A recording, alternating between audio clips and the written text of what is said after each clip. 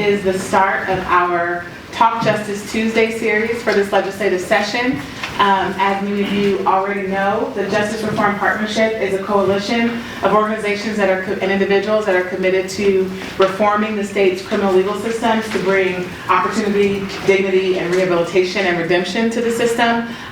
These events will happen almost every week at the Capitol. It's a time to engage with interested folks and legislators who are on a particular topic related to the criminal legal system. Today's Talk Justice Tuesday focuses on money, which, as you may know, this week is budget week here at the Capitol. There will be lots of conversations around how the state is spending its taxpayer dollars, and so conversations around how we prioritize service and programs to people who are impacted by criminal legal systems are important. The way that we consider the privatization of the criminal legal system and the way that companies are making money off of the backs of the most vulnerable in our communities is something to focus on. So we are happy that you are here with us today on behalf of the more than 50 organizations that make up the Justice Reform Partnership. We are grateful for your time. We hope that not only will you learn today, but that you will take tools and resources so that you can help us move and further reforms. I don't even know if I told you all who I am, so should have said that first. My name is Marissa McCall-Dotson. I am an attorney and the Public Policy Director at the Southern Center for Human Rights. We are the convening organization of the Justice Reform Partnership. Again, we're delighted to have you here today. I'm really excited about the discussion that's to follow. Thank you all very much. Thank you, Marissa. I appreciate that. Good morning, everybody. My name is Attorney Janice Mann. I'm here on behalf of National Incarceration Association and really am delighted to be a part of the Justice Reform Partnership. And one of the things that I always like to tell people about this organization is that it started only a few years ago, and it started off with 5 partners. And now we have over 50 organizations in Georgia that are working collectively towards criminal justice reform. This is a huge issue, it's an important issue, and I want to thank all of you for being here and sharing your time with me. I'm going to make one quick note so I don't forget. Please make sure that you sign in outside on the sign-up sheet. We've developed some template emails that you can send to your representatives, and also that you can share with friends to express your opinions about these bills that we would like support for.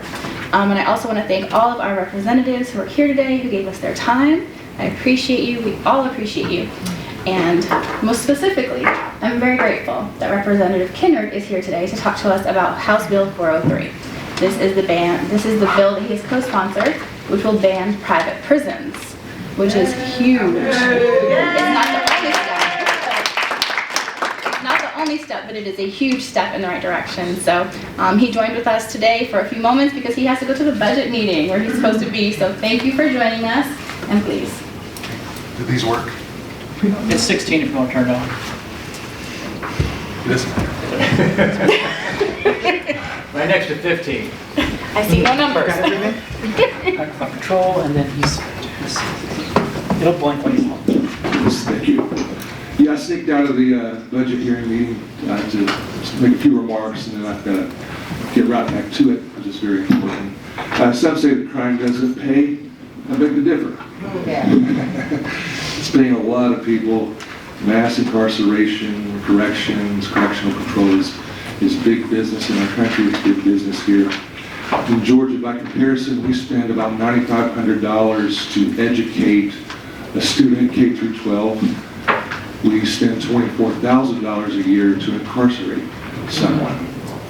We have more prisons and jails than we have colleges and universities. And we have to kind of pay attention of who is in our correctional facility, who is in our prisons. About 60,000 prisoners in our state facilities. Most of them are school dropouts where our educational system failed them. Most of them are poor.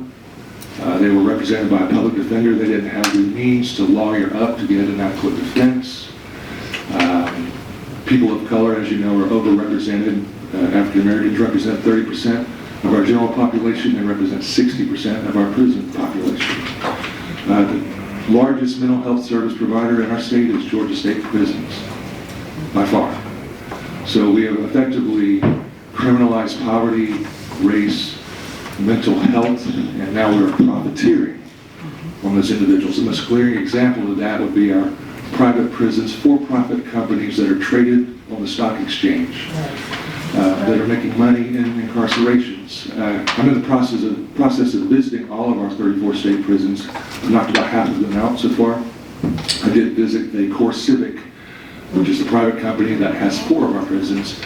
I visited one of the facilities a few months ago. The warden told me that the state is contractually obligated to keep them at 90% capacity. We have to keep feeding them people to keep them in business and keep their profit margins up. So, as you know, there's a lot of work to be done. Well, I appreciate everybody here that's part of this coalition. Let's keep fighting the good fight. Let's keep our foot on the gas, and I am optimistic that we're going to see these changes in Georgia and across our country. So thank you.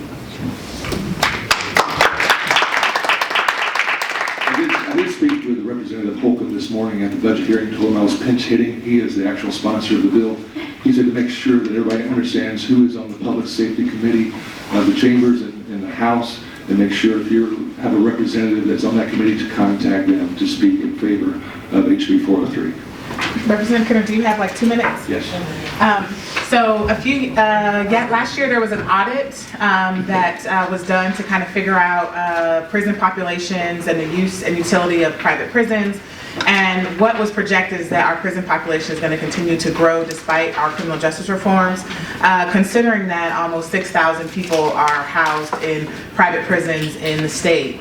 What do you think are some policy responses that we may be able to do to address what we may have, which is not enough beds, essentially, if we can no longer contract with these private entities? Well, fundamentally, we have to reappropriate our budget funds from incarcerating to actually services that keep people from being incarcerated to begin with. So mental health, we're at the bottom of mental health service and access. We need to take 20% right off the top of the prison correction budget, reinvest in early childhood education because of the literacy rate. That's another, as you know, predictor to who's going to be incarcerated. We've got to just refund and reallocate funds from incarceration, corrections, to early child education and mental health access. Yes. Can I ask, and with that reallocation, speaking specifically about the challenge of not having enough providers in communities around the country in order to shore up the capacity building that's necessary with some of the programming that needs to be done, because the shortage of providers, psychiatrists and the like, all the way down to other clinicians. There's just going to be a fundamental shift in our consciousness of how we address mental health. First of all, let's make sure we understand it's a medical issue. The kidney is an organ, your heart is an organ, and your brain is an organ. Let's quit stigmatizing it and prioritize it, and make sure we're getting proper, I have some concerns about the budget cuts. In my own community, Viewpoint Health up in Gwinnett County, they've already told me that 4% cut really limited some of their opportunities to serve those who need it. Having to slash staff, cut group homes. We're already underfunded. We only have 23 crisis beds in our county, which is servicing Gwinnett, Rockdale, Newton, and parts of the camp. We only have 23 beds. So we just have to have a fundamental shift in the way we think about this. We have to reimagine incarceration. Can we imagine a state and a nation where prisons just go away because we're providing people what they need on the front end so that they're not paying the price on the back end? Thank you. My name is Dave Laws with Georgia Overdose Prevention. Is substance use disorder part of that conversation? Because that is actually an illness as well. Absolutely. And instead of diversion rather than incarceration, and get the help, because a lot of these people that are incarcerated are as a result of mistakes and bad decisions made because of their disease. No doubt. Addiction and mental health go hand in hand. Okay. Most people are abusing substance because they're self-medicating and not getting proper services to begin with. That's great. Thank you. How are we involving our schools or making them accountable to a degree, if at all, in preventive measures, and then just the accountability of schools, as you mentioned, the literacy linked to incarceration? Okay, so if we trimmed 20% of the prison budget, that's roughly $2.5 to $250 million. That would fully fund pre-K and make it universal, where we can get an earlier start on getting younger students in school. So that, along with more wraparound supportive services in the school system for those students that need more support, whether it's mental health, social workers, counselors, therapists, we got to invest on the front end, basically. Okay, I know I'm on the panel, but I have a question as well. So like, so with the shaving of the prison budget, obviously that's going to impact the people who are currently incarcerated. So what is the funneling process of getting some of those people out? The people who are even, people who have served longer sentences, people who are the transitional centers, as I will speak specifically on the women's end, because there's only 2 transitional centers for women. How is that going to work? Because shaving off of the prison's budget is going to take away from even necessities such as like feminine hygiene products. When they shave, they shave. So is the budget specifically only going to like impact like workers? Because I know that some of the prison guards, they are now on contract as opposed to whatever they were on before, but I just want to know how There is an economic factor in a lot of the prisons. They're in cities in the state where the prison complex is the largest employer of that small community. So there's an economic factor that has to be thought of. But when I'm talking about shaving 20%, I'm talking about let's, as you know, we over-incarcerate. Sentencing is too long. If we really put a little bit of pressure on pardons and paroles to release more people so that we don't need as many beds to begin with. Go ahead. Well, can we figure out that?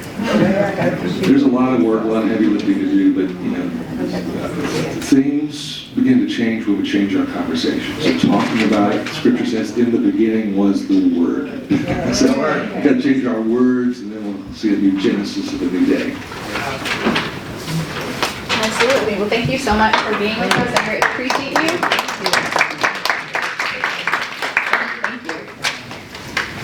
Thank you. Thanks for being here. We've put together a panel of people that I think each have a story to tell and a program to talk about that's important to this issue. So I'm going to ask them to speak about their organizations and their general thoughts on this issue one-on-one, and then we'll engage all together and have an opportunity to speak all together. So first and foremost, I want to introduce Nikki Roberts, who's here on behalf of Reform Georgia, which is a policy group that takes on all of these issues directly related to criminal justice reform and finance. She has a lot of statistics and data and information, so please share with us your knowledge. All right, well, get the fun stuff out of the way first. I'm here and happy to be here. My name is Nikki Roberts. I am a justice-involved social justice advocate, and I'm here representing Reform Georgia as a board member and on behalf of Maxwell Ruppersberg, who is the ED, Executive Director of Reform Georgia, and sends his regrets for being absent this morning. But I'm here also presenting some very core data that we have compiled as an organization, and we'll make that data available to you digitally. We also have it available on our website at reformgeorgia.org. And again, we'll go back over some of these key points. As Representative Kennard addressed, the bill proposed is to eliminate private prisons that would directly impact 4 privately operated prison facilities operated by Core Civic, formerly CCA, Corrections Corporation of America, and GEO Group, which collectively house about 15% of the state's prison population. This bill will not impact federal facilities, which we understand to include 4 other privately operated facilities by these same 2 providers, which include federal prison facilities and immigration detention centers operated by ICE, including, and underline this, the Stewart Detention Center.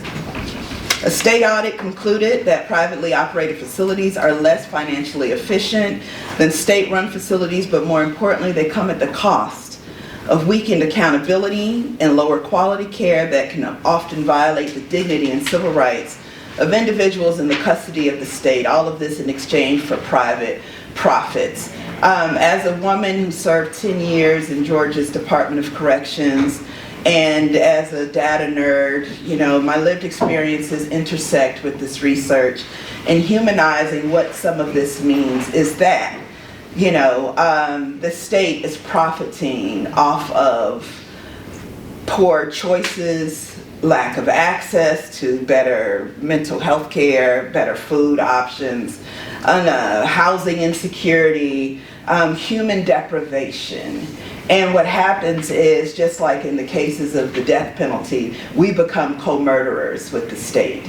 We become co-supporters of very awful human cruelty and the lack of humane treatment, especially for women, and Bridget alluded to it earlier when it comes to female or women's hygienic products. When it comes to food in the system, there are inmates stealing from inmates to eat because of the lack of food. When we talk about budgets, we're not just talking about numbers that, you know, this sounds so large, and it's a problem for some, and it's $1 trillion check for others.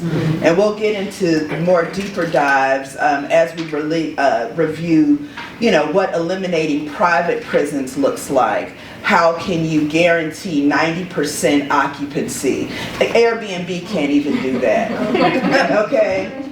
The best real estate agents in a prime area like Atlanta is right now can't even guarantee that 90% of the homes around the new Brave Stadium in Cobb County will be occupied. I mean, you know, how can you guarantee that? Well, you can guarantee it, especially when you start at the core of economics, right? And so we'll go back into what economics have to do with racial disparities, ethnic disparities, how racial economics is tied to a timeline of slavery that we have to acknowledge, especially in this state. The chattel, you know, considered for black and brown flesh, 60% is a very high number. I remember doing time and we had to line up by race.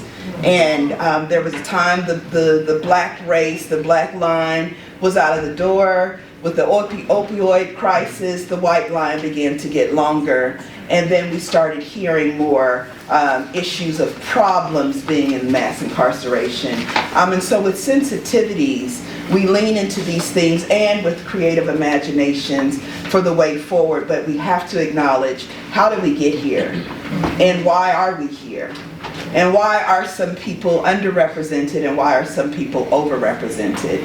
And that matters. And so again, that's my introduction, and I will revisit some of the other issues that will you know, cash bail attached to privatization and some other issues that have brought us here today.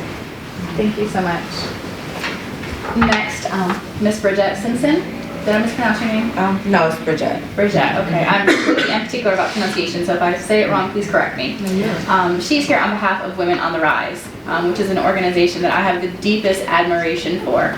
An organization whose heart was in the right place and made things happen, which is something that all of us who are passionate about these issues can absolutely do by listening to the stories, getting advice, and taking the initiative to make it happen. So please, tell us about your organization. Hello, good morning, beautiful people.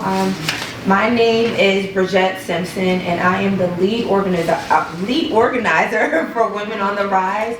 We have the pleasure of having our executive director in the back, Marilyn Wynn. She's in the bright red. We match. Yes. But because of this brilliant woman and her vision for change, we both are formerly incarcerated, and but because of her having the bravery to stand up to a judge and let him know that enough was enough, that the way things were currently going, that it wouldn't profit her any, she created an entire movement, a movement that not only I mean, it resulted in ending up closing a city jail.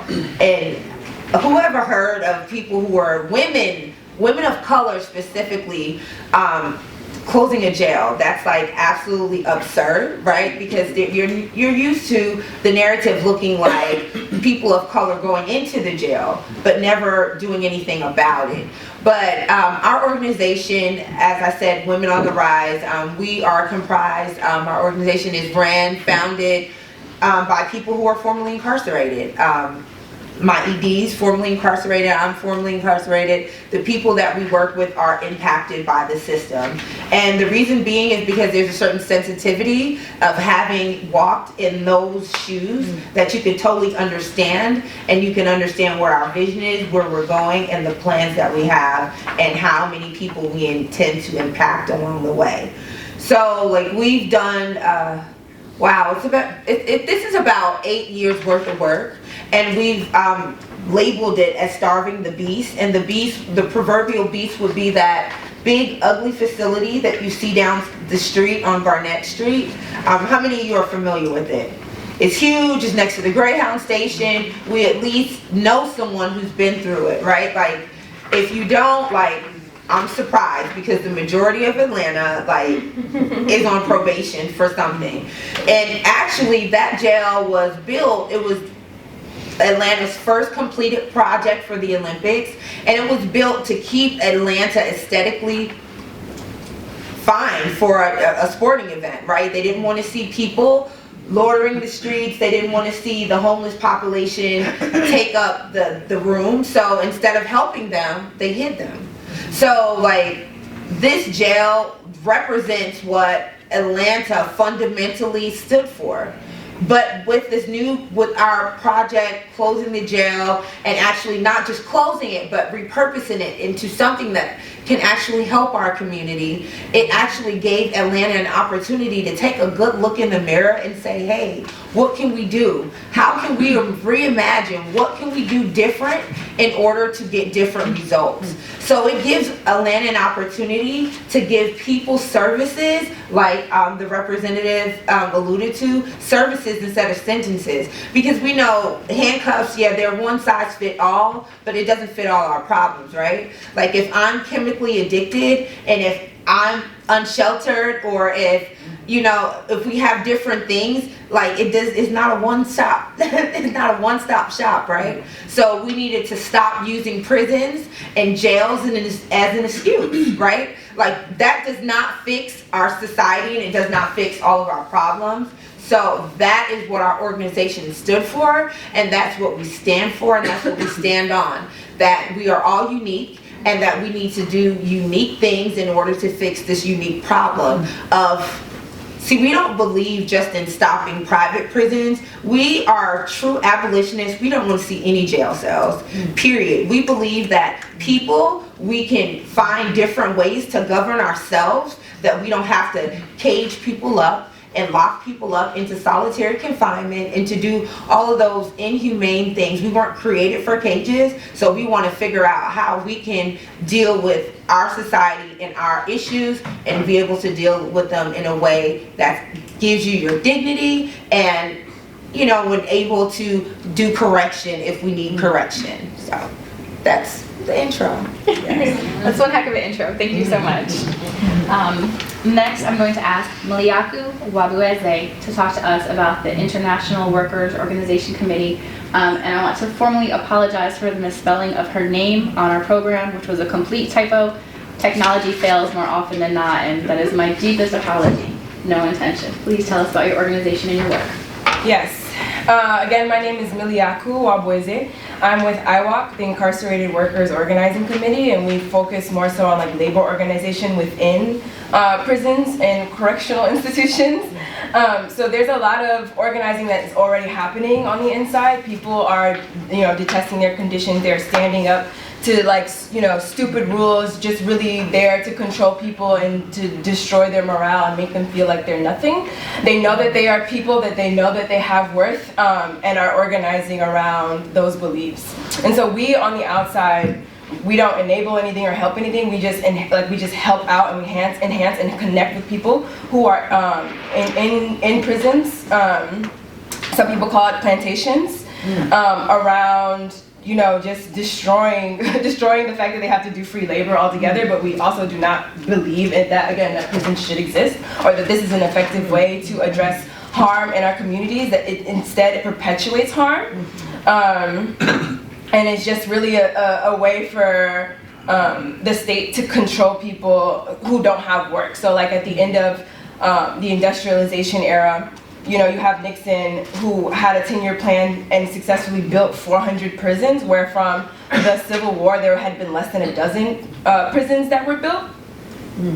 Yeah, so there's like, again, this 90% thing. It's like we're building these prisons like in expectation that they get filled with people who are ready to do free labor and like benefit the private economy. But this is still the public sector that is doing this work. And so in as much as like, yes, we want to like get rid of private prisons, the public sector is still very much so invested in making money off of people.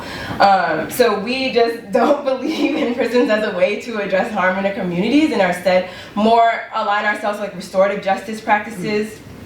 I just want to highlight people doing really great work in Jersey right now. The Institute for Family Services, Dr. Ria Almeida, came up with something called liberation-based healing circles, where we are bringing sociology into mental health care, where we can't just act like, you know, the problem is not you, like our system says. The problem is your conditions, and you are responding to your conditions. And so I think, I'm Catholic, so I grew up in the church, and something that's often said is sin happens in the dark, but do not blame the sinner, blame the person who created the darkness. I thought that was one of okay. Well, I got something from Catholic school. That was probably one of three. I didn't take the rest with me. But yeah, so for us, our work is around how can we like create better conditions. So that goes into housing. So I don't know how many of you saw what was happening in Oakland with Moms for Housing, and they, yeah, are you on it? Okay. Oakland mothers were just like, oh, there's these empty homes that owned by hedge funds. We're just gonna prop up in here with our babies and live in our neighborhoods like we always have. And they were evicted and taken out by police, which also helped foment the prison industrial complex. And so IWOC was a big supporter of that movement. Even though they weren't incarcerated people, we understand how housing is also important and can contribute to this issue. Poverty contributes to this issue, and poverty is a necessitation of our environment, is a necessitation of our darkness. And so a lot of the work that we're doing with prison abolition, yes, is organizing people on the inside. Yes, we don't want private prisons. Yes, we don't want any private prisons. But also, how can we make daily changes in how we interact with each other on a micro level and scale that out to really make changes to our capitalist, cis, hetero, patriarchal superstructure. That's exactly what it is, and that's exactly what needs to be abolished for us to successfully abolish prisons. So next, I want to take us to the heart of the issue. We're talking about a system, we're talking about a huge problem that impacts thousands across our state and across the country. But really what we're talking about is individual lives that are impacted. Every single person who is currently in custody, every single person who's under supervision by the state is impacted. But it's not just those who are inside the system and behind those walls that are impacted. It's every family member out here who has a loved one who is currently under supervision by the state. So I want to ask you to turn your attention to Ms. Evelyn Cox, who is directly impacted by incarceration because her son is currently in custody. Thank you so much for sharing with the group. I appreciate your bravery in talking about this openly and honestly, because I really feel like there's just not enough open discussion. I feel like there's still something, having a loved one who's incarcerated is something that many people still want to keep hidden and not talk about. When the fact of the matter is that, well, I might not want to talk about the fact that someone that I love is in custody. The person I don't want to tell that secret to is probably impacted in a very similar way. So it's time to stop keeping the secrets and tell the stories. So thank you for being here with us and sharing. Thank you for inviting me. I am Evelyn Cox, and presently I have a son, Michael Alexander Cox, two nephews, Jamani Hargett and Angela Armstrong. But I'm going to focus on Michael because Michael has really had a lot of problems since he was incarcerated. They were incarcerated wrongfully. they were convicted of a crime that they did not commit in the year of 2007. And let me back up. I'm a part of Rehoboth, which is a family and community services, and Ms. Cynthia McGarity is the leader of our group. As you can see, all of us are dressed in our attire here. We've been together for quite some time. I met Ms. McGarity through my son's friend in prison. And I have met a lot of guys who are in prison that, you know, I communicate with every month on a monthly basis. I send things out to help them with their minds, you know, spiritual material. But back to the impact. I have been impacted financially, mentally, emotionally, spiritually, in every part of my being. And my sister has been impacted. She's mentally, kind of mentally unstable, but she's functioning. And she's an alcoholic, but she's functioning. She's trying to get past those things. But Michael has been in so many prisons. He's been all over the state, as a matter of fact. So sometimes they would send him long distances, and it would take 2 tanks of gas to get there and back. And that's costly. I would spend, every time I go, I spend at least $135 to $150 alone on gas. And food, when I go to visit him, I always take a bag of quarters, which would be from anywhere from $45, $50, $60 bag. Big bag of money, you know.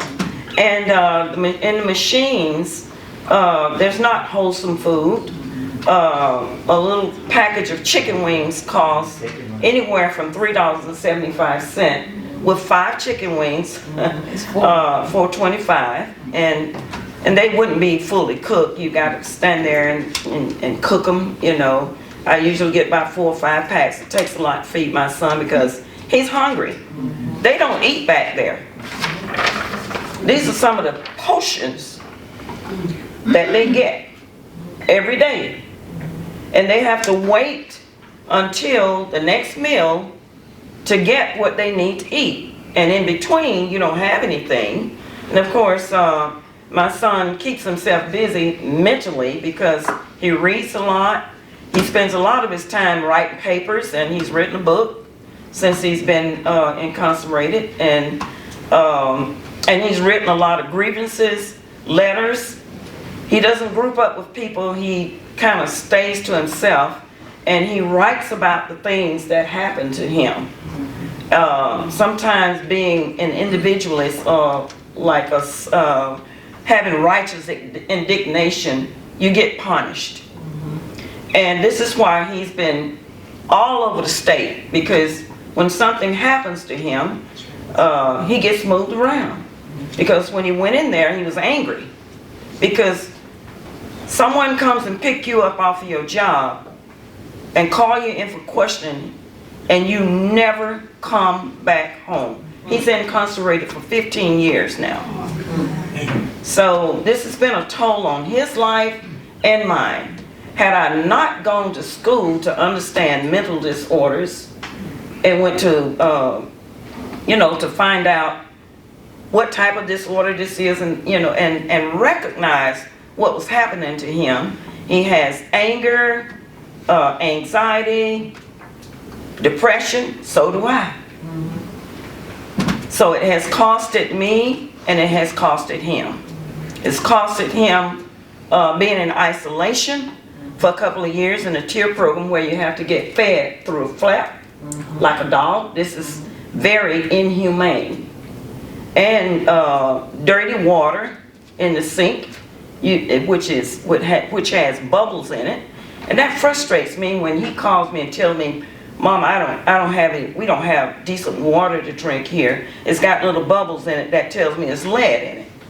So the conditions in the prison not only affects him, it affects me, and it affects me over in the middle of the night. My son being barricaded in the hole, he barricades himself in to keep somebody from coming to take him to another prison in the middle of the night because he's afraid that somebody's going to hurt him.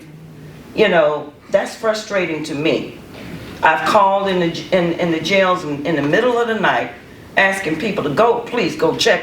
Would you go down there and check on my son? Because, you know, it's disturbing me. I have insomnia. I've had nightmares ever since my son has gone to prison. I rarely sleep. I lay my head down at night some nights after I've talked to him, and tears roll down on my pillow, laying on my back. I'm crying a lot. You might not see the tracks of my tears because God Almighty has been on my side. Amen. He has helped me through all these storms of life. I'm still going through storms presently because a warden dislikes you. He curses you out. He makes you strip down completely. Just a few weeks ago, the whole dorm had to strip down, and the women sat there and rocked and watched the man naked. Wow. That was the most degrading thing that ever happened to him in prison. And also, last year when I went to Macon State to see him for the first time, they moved him from one tier program to the next, which was in Macon, Georgia, because they had no space there in Valdosta. So my first visit, I had to practically disrobe, squat and cough several times. That was the most humiliating thing that ever happened to me. I wrote the commissioner about it. I only got an apology. It still haunts me somewhat because I feel like I've been raped by the system. So when you ask me how have I been affected, not only financially, legal fees, commissary, having to buy soft profile shoes, in which a few years ago they took his shoes from him and told him, where did you get those shoes from? You don't need those shoes. You need to put these boots on. My son has bunions just like me. And when I wear a hard shoe, it hurts from the bottom of my feet to the top of my head. So they made him walk around with no shoes on. And when he told me about it, of course, yes, I'm the type that writes to commissioner. And by the way, the warden says, tells him when he got this robe, Cox, you better not say anything. If you say anything, I will go send you back to the cheer program. I don't care what your mama say. You know, so bringing mama up in front of people, you know. So I have been literally tortured. I am practically homeless. I live with my daughter because I cannot afford to pay a mortgage. So I live with my family. And sometimes that's a little difficult too, because living under somebody else's roof is not like living under your own. So financially, emotionally, mentally, in every way of my life, I have been impacted. But I know that I'm going to get through this. Amen. And I know that my son is coming out of prison. I don't know when, but I'm saying soon, ASAP. Yes. I'm crying out to God, let my people go in the name of Jesus. Yes. So it's been very hard for me. And when he comes out, I'll be out of prison. Because him being in prison makes me be in prison too. I'm impacted just like he is. You know, a few weeks ago, before this happened, them getting disrobed, I could hardly walk that day. I climbed the stairs up to my bedroom and I said, Lord, why is my back hurting so bad? This is the other thing. If he has something going with him, I can feel it in my body. Because I'm a spiritual person. I know when my child is hurting. And sometimes fear comes up. Fear comes up, especially when you know a man is in charge of a prison, a warden that's after your child too. Wants to see his mind destroyed, body, probably everything. And the wardens, they all communicate with each other. So if Michael had righteous indignation over here and he wrote a grievance and he wrote to me or sent me letters and I sent them down to Southern Center for Human Rights or ACLU or Southern Law Poverty Center in Alabama. I've been all over the United States looking for help. I've not gotten it. So I'm running here, running there, meeting this person, meeting that person, looking for a place of refuge to get some help for my son. Of course, his anger has calmed down. He knows how to calm himself down because during the time he went in prison, I decided to go to school and get my degree in counseling and psychology. I went to school for 10 years so that I could understand him and myself and children in the community. I did my internship here in Atlanta, and I found out that most of the time when a mother has anxiety, the kid has it too. So therefore, I have worked with children who are going through situations and had to go into the home because I decided to go into the home because I figured there was a problem there. And I actually found out that parents of children who have mental disorders may have disorders also. Absolutely. So it's been rough, but we're gonna make it through it all. Absolutely. Thank you so much for sharing. Ms. Cox, your story is important, and I know that it touches all of us, and we all feel like we can understand your pain. And thank you for sharing that. You know, this is one mother, and her story is so important, but she's one of thousands of mothers in our state who are experiencing this, and more on all different levels. So I really appreciate you sharing your story with us, and just want to be mindful of the fact that everyone who's impacted by incarceration has a story, whether that person is in custody, under supervision, or a family member, and especially the children of those who are currently incarcerated. So we have one more panelist, last but certainly not least, Mr. Brendan Spar.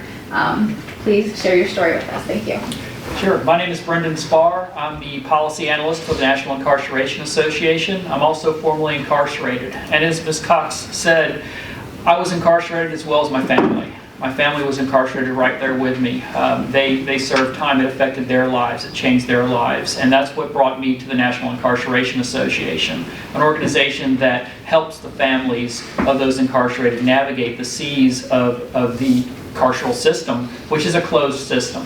Whenever we were researching, or I know whenever I was researching this topic for today, it was hard to find data. It was hard to find information. I'm sure Janice can attest to that as well. It's very difficult. It's a closed system. So what the NIA does is goes into the system and makes those connections with the wardens, with the commissioners, to navigate the seas and break through those boundaries on behalf of the family member. And I'm very gracious that my mother was able to connect with them when I was serving time. I had the benefit of serving in both a state prison, a private prison, and a transitional center. So I've seen it from the inside out, what happens in the private prisons, which are much better than the state prisons. They're air conditioned, they're better food, they've got a lot of programming. So if we do close the private prisons, we need to bring all of that to the state prisons because they are run very good. They have to be. They have to be run very good because your stock market, your profits depend on that. You know, you've actually got shareholders that are touring these facilities saying, where's my money going? We don't have that with the state facilities. When's the last time the stakeholders, the general public, the taxpayers, got to tour a prison to see where their money's going. You don't. You can't walk in there and say, Commissioner, I'd like to tour this prison and see where my money's going. But as a shareholder of Core Civic or GEO, you can go call them up and say, I want to get a tour. And they're glad to send you out there and give you a tour to see where your money's going. So that's one thing we need to do, is bring that. But also the transitional centers are your work camps. I haven't been to a county camp, which you've seen the orange buses probably around your municipality. That's the county camp where you've got the workers that are out there on behalf of the municipalities. I haven't been there, but I have been to a transitional center where I was part of a work crew for 45 days. So I'll talk more about that in a minute. What you'll see on the screen there is a lot of data. So as the panelists are talking today, please turn your attention sometimes to the screen, and you'll see the municipalities that actually have contracts with the Department of Corrections. They are flashing up there. You'll also see the fees that people pay while they're incarcerated, the family members pay. If I wanted to get money on my books for commissary, my mother would have to pay anywhere from $3.50 to $6.50 for the pleasure of loading money onto my account. It's $3.50 for anything below $20. Once you get above $20, that fee increases to $6.50 per transaction. And who's going to put $20 on somebody's books? I mean, you can't do anything with $20. So the fee is generally $6.50 to load anything above $20. Then you've got the phone calls. You'll see the price to make a 15-minute phone call. You thought the long distance was outrageous back in the 80s and 90s. Wait till you go to prison and see PrisonTel. Wait till you see what Securus is charging for that 15-minute call. It's out of control. And that money is, as you'll see and as you'll hear, is being kicked back to the prison system and kicked back to the state agencies. The profit sharing is outrageous. So you'll see that on the data as well. One of the biggest robberies in the prison system is this JPay tablet. I kept mine. It's a brick. It doesn't work. They give it to you for free when you're incarcerated, and you can load songs on there. iTunes songs are 99 cents a piece. Once you get incarcerated, those songs go up to $2 a piece. Games that are free on my cell phone, $2 a piece on here. And once you get out, you've got 30 days, and then this becomes a brick. So you can't use it again. All that money you loaded on here with music and everything, can't get off of it. It's a black screen. And they've got a genius idea that the cable companies have been doing forever. We're going to give you the set-top box for free. You get that box for free. You want a movie? It's $5. You want pay cable or whatever? It's $30 a month, $50 a month. This thing's free, but it ain't free. It's not free. It's not free. Thank you so much. I appreciate it. Thank you all for telling about your individual organizations and your personal experiences. I want to turn our attention to the House bill in question, which is going to ban private prisons. I think I can say without question that all of us in the room want to make sure that private prisons are banned in our state. And so what I'd like to ask our panelists is, what would you recommend that people who are listening, possibly going to see this video later, what would you recommend their next step is if they feel very strongly that their representative needs to vote for this bill and make sure that private prisons get banned in our state? What is the next step or the next steps, plural, that you would recommend that they take to try to make their voices heard to make sure that this happens? So I'm not going to call on anyone, y'all. Speak at will, please. This is our panel. Please tell us your thoughts about next steps. Well, as he has said, if they're going to ban private prisons, some of the unique qualities that are working in private prisons should be transferred to the state prisons.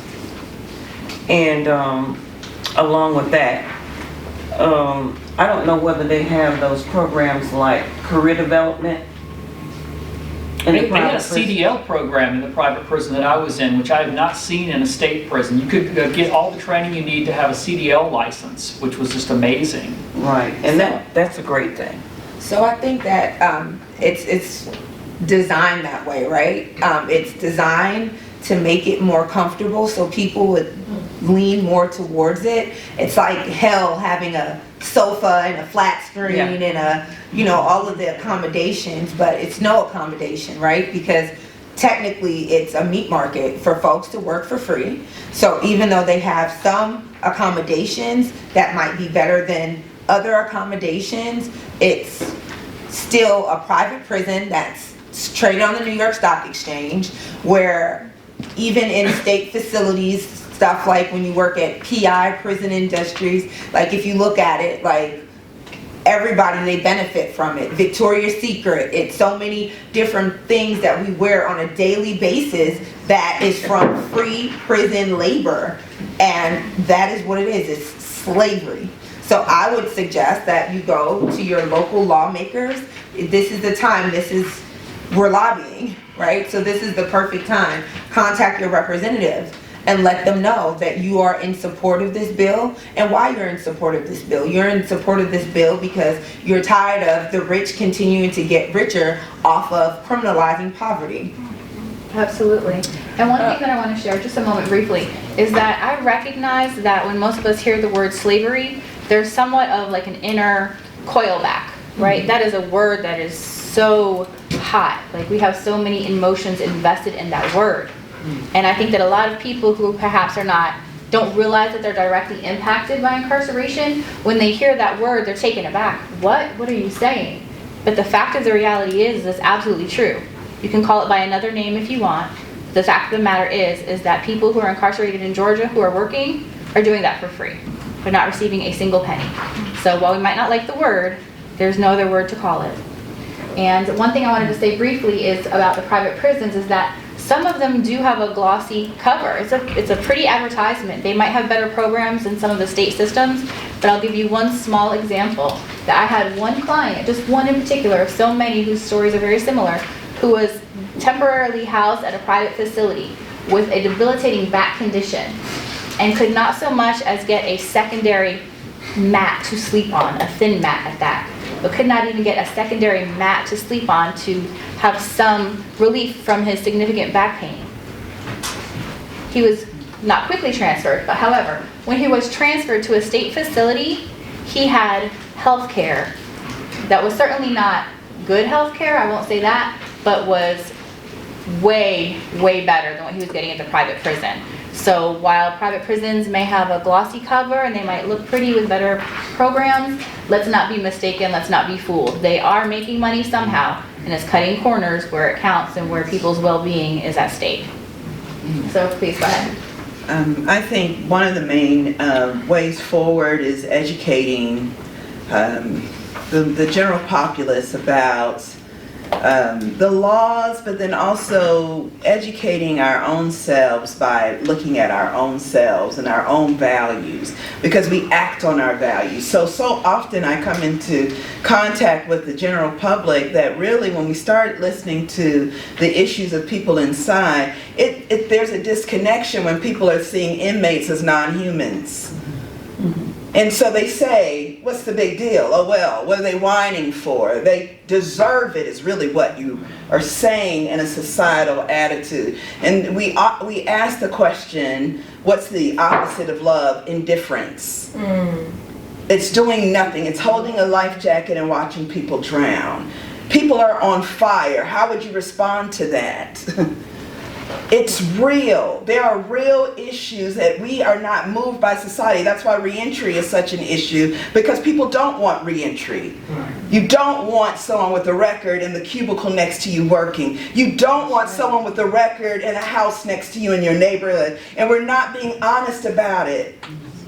And so that disconnection, that need for social distinction, I'm this but I'm not that, you really just didn't get caught. Yeah. I'm a bishop's daughter, and I come from a title, heavy family, and I'm not the only lawbreaker in my family. Okay? I wear it like a scarlet letter, unfortunately. I've been hired in public, professional environments, and until they found out and felt insulted that I was there. I was qualified to do the job, but they felt insulted that a convict was on the floor. Oh, we need another lock on the filing cabinet. This is the general societal attitude. When I've done panels on PTSD and inmates, I had kickback at Emory University from your next policy writers who would say, how could you dare say trauma, PTSD in an inmate? They're not war veterans. Is the war... what war? There are many wars. There are many soldiers, many battles. But again, until we are willing to acknowledge those wars, to acknowledge the soldiers, to acknowledge that with women, 76% of women who before they go into the system have already been a victim before they were a lawbreaker. And mostly a victim of sexual violence. And so you talk about disrobing. Me in my 10 years, I can't tell you how many times I had to be disrobed. Squat and cough after every visitation. That is a mandate in Georgia's Department of Corrections. They just segregated 2 years ago the pregnant inmates, the women, were having to do that and have vaginal searches, being pregnant and humiliated even by men and male officers. We have some significant needs that until people come out of their apathy and out of their arrogance, we're going to continue to exacerbate an issue that really folks aren't willing to say is an issue at all. And it's unfortunate, it's social, it's human dignity, human sanctity of life. Again, with the death penalty, we have people wanting the gun chamber to come back. We're talking about alternatives to the death penalty. We want people who want it to be even worse than it is now. Our social conscience is sick and it's evil, and it thwarts healing-centered engagement. It thwarts an opportunity to have restorative justice practices because really we don't want to come together. And it's unfortunate. There are class issues, there are intercultural issues that keep us apart and that keep these systems being very powerful and being fed economically. It's a capitalistic nightmare. And we're all in the same hamster wheel. Outside of the 1%, we're all struggling. And when the gentleman said, yeah, who puts $20 on the books? Do you know who has the extra $20 to do it? My family, again, I have attorneys in my family. I have, people, and they're struggling. Their debt looks different. So again, the economics is hard on everybody. I had inmates who robbed my locker because they thought I had it better than them. Violence begets violence. Fiscal trauma is violence. Food poverty is violence. Yes. Low literacy is violence. These are the issues that continue to exacerbate mass incarceration. Mass incarceration does not work. Is it making the world safer? No. And then we have the gaslighting that goes on by certain politicians on both sides of the aisle that want to say the numbers in prison are going down. Well, you know what else is happening? It's a shift of confinement. Do you know, so we have 60,000 people in the state prison. Do you know how many we have on probation? 404,000 people are on probation in the state of Georgia. The cages look different, but there's still confinement. Some people have asked me after serving 10 years, how does it feel to be free? What free? What freedom? And there are several freedoms with an S. I've achieved some sense, but I'm still disenfranchised. I cannot vote. I'm still held out and barred from certain livable wage jobs, right? I'm not too good to work a minimum wage job, but you tell me how far I can get with that. And why is it that so much of what is taught in prison is dysfunctional to reentry? It's intended, it's designed, right, to keep people codependent. Why? Because capitalism needs to have a victim. Yes. The economic oppression is real and it's by design. So, as Bridget mentioned, starve the beast is real.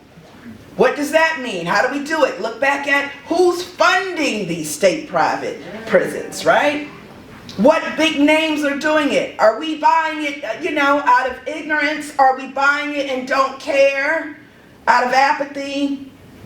But if we increase the education, at least we increase options for people to say, okay, now I know that when I shop at blah, blah, blah, I'm actually furthering, right, a problem. So putting that information under the lights. Okay, holding some of these banks that support the private prisons under the lights. Bank of America did just step away from the privatized funding, and that's been all over the news. That's huge. I believe, yes, there are other financial, that's huge. A hand clap. Foreign investors are now stepping up. What do we need to do in that area? So yes, the Montgomery Montgomery bus boycott was effective by poor people, because poor people are $1 trillion consumer, and poor Americans support the global economy, so we're not going to dehumanize poor people.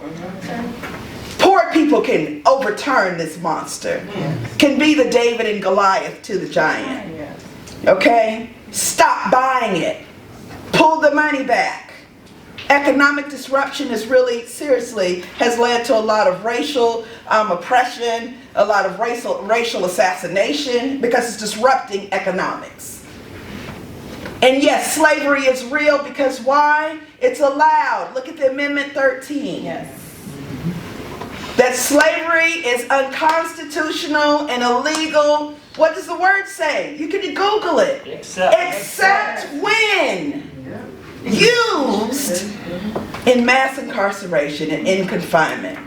This isn't provocative language to sound for shock and awe. It's the law. So how do we disabuse the law? How do we create other policies that can now speak to handling 70 million Americans who are living with criminal records?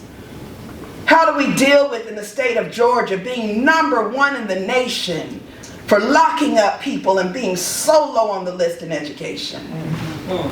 How in this beautiful, robust city in Atlanta, that's so shiny and glossy with all these global headquarters and all, that has so much low literacy, the world's busiest airport is not occupied with plane ticket buyers by the residents. They're sweeping out the planes, not flying on them or flying them. Those are the statistics. How do we do that? And so yes, divest, invest. Education is key. What type of education? Who has access to what? We know that the schools in low-income areas look the same across the nation. The same tattered books, the same rundown hallways, underpaid teachers. The zoning gets different with charter schools, that's politicized. So, you know, again, these are all markers. I say it with passion because I'm not just impacted by it, because that's a slippery slope as well. We're all impacted by this system. We all have a tie to the prison industrial complex in this room. It's a matter of following it. And it's a matter of looking at our own bank statements and looking at our own financial management. What are we supporting? What are we doing to be a part of the solution and dream about different ways to engage what now affects 1 out of 3 households, right? Or to shrug our shoulders and be a part of the problem. Absolutely. When most people think about people who are incarcerated, who are working, or inmate labor, whatever title you want to use for it, a lot of people tend to think about inmates who are cleaning their cells, or working in the kitchen, or doing other jobs that pertain to that specific facility. And some people have the opinion of, well, you're there, you might as well earn your keep. Not my mentality, but the mentality of some. You're there, you might as well work for it. Okay. But inmate labor is Can I not. interrupt you? Just moving forward in these spaces, like we're just trying to practice restorative justice. So we would just like to just take the cap off of the inmate word and just take the cap off of all of those other words. I totally get it, and this is not you. It's just everybody. Like if we really have to recreate what the narrative looks like of what a formerly incarcerated person. We have to put people back into the equation of this legal no justice system, and the only way for us to do that is for us to mirror that type of behavior. So if we just person that's formerly incarcerated, person that's incarcerated, just person, however you want to dish it out, you know, like just person, sorry, like, yeah, person. I understand your passion and I appreciate that. That's something that I've struggled with because I've asked so many people. I despise the word inmate. I despise the word offender.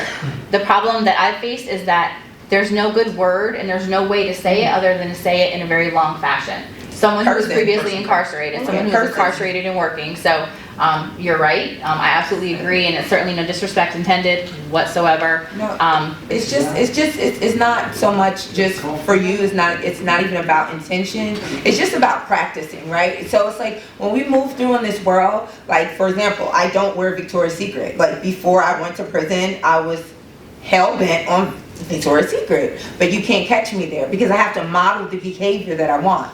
I can't scream all day for everybody to do something and I'm not willing to do it myself. So that means sometimes, yeah, it does take it's a longer sentence. Yeah, but I served a long sentence, so I owe myself the right to be a person. And guess what? That was a part of my reformation, because the minute that I started relating to myself as a person, and then that's when it changed for me. Because when I came home, I'm like inmate and, you know, or whatever, and then, you know, like Miss M is like, nah, we don't speak like that. I'm like, well, why not? Like, it was 128, but it made a difference. So like, I'm just saying that, and it's not for you, but it's for the masses, that we have to be able to take accountability for the way that we treat and talk to ourselves in order for us to fight, right? We can't fight properly if we still think that we're broken down slaves. Nah, we were people that were in captivity, right? And it was slavery, but we were people, right? So that's the thing. They've taken away and said we were 3/4 that argued on whatever our fraction of a person could be, and I'm just gonna take my whole. I don't want a fraction. That's it. 3/5. Yeah. Can I say something really quickly as somebody who's not impacted or who has not been incarcerated in terms of this particular conversation? Because I think that the space that we have to give people is to call themselves what they want to be called. And so I think that I have been in spaces like this where I'm intentional with the way that I refer to people who have been impacted by the system. I've also talked to people who have been incarcerated who say, no, I want to say that I'm an ex-felon. I want to own this because I want to put myself in the same space that the world sees me in. And so I've had those conversations, and I think that when it comes right down to it, what we as people who have not been incarcerated owe to people who have been incarcerated is to do what they've asked us to do, which is to recognize their humanity and call them people. But when it comes to people who are impacted and been incarcerated, we have no space to tell them what they refer to themselves as, and I feel like that's the same way we could talk about the N-word and some other ways that we talk about these kinds of things. I just think it's safer for people who aren't impacted to honor and appreciate and recognize what folks are being asked to be called. This goes for trans folks, gender nonconforming folks. This is all about respect and compassion and dignity, and if we bring that to this space and we recognize that it hurts, that when people hear terms like inmate, ex-con, ex-felon, it's like nails on a chalkboard. It hurts people. And so if we recognize that, and you could recognize that trauma, then when we're using it, we're just not using it in that way. The first time I met you was on a panel, and ever since you said that, it still stuck with me, and I just changed my behavior. And I think I came up to you and thanked you, and I messed up in that, and you corrected me in that, and just being open to that correction. I wanted to also, I see you have a question, but I also wanted to speak to some of the things that have been said and to the question. I just feel really, really like blessed to be on this panel with like people who feel this in their body, because I think a lot of people try to intellectualize this and externalize this and have these really like highfalutin conversations about this, but it is us. We are people. We are who we are helping. Like it's not the people who are incarcerated. We're gonna help them. Like we are people. We have the possibility of being incarcerated. I've been picked up off the street by the cops for no reason like that and put in jail. It is not a joke. So it's very humbling and feels really good to feel that passion in everybody's body. I want to speak also to prison reform. Prison reform in this country has happened 4 times, majorly, and what we see now is a result of that reform, and there's really little difference between, you know, Reconstruction era prisons and now. And so I want to just speak to, like, you know, we can vote, we can talk to all of the senators and all of the representatives, the 100 people, but the power is with us. You know, maybe think twice before you call the cops.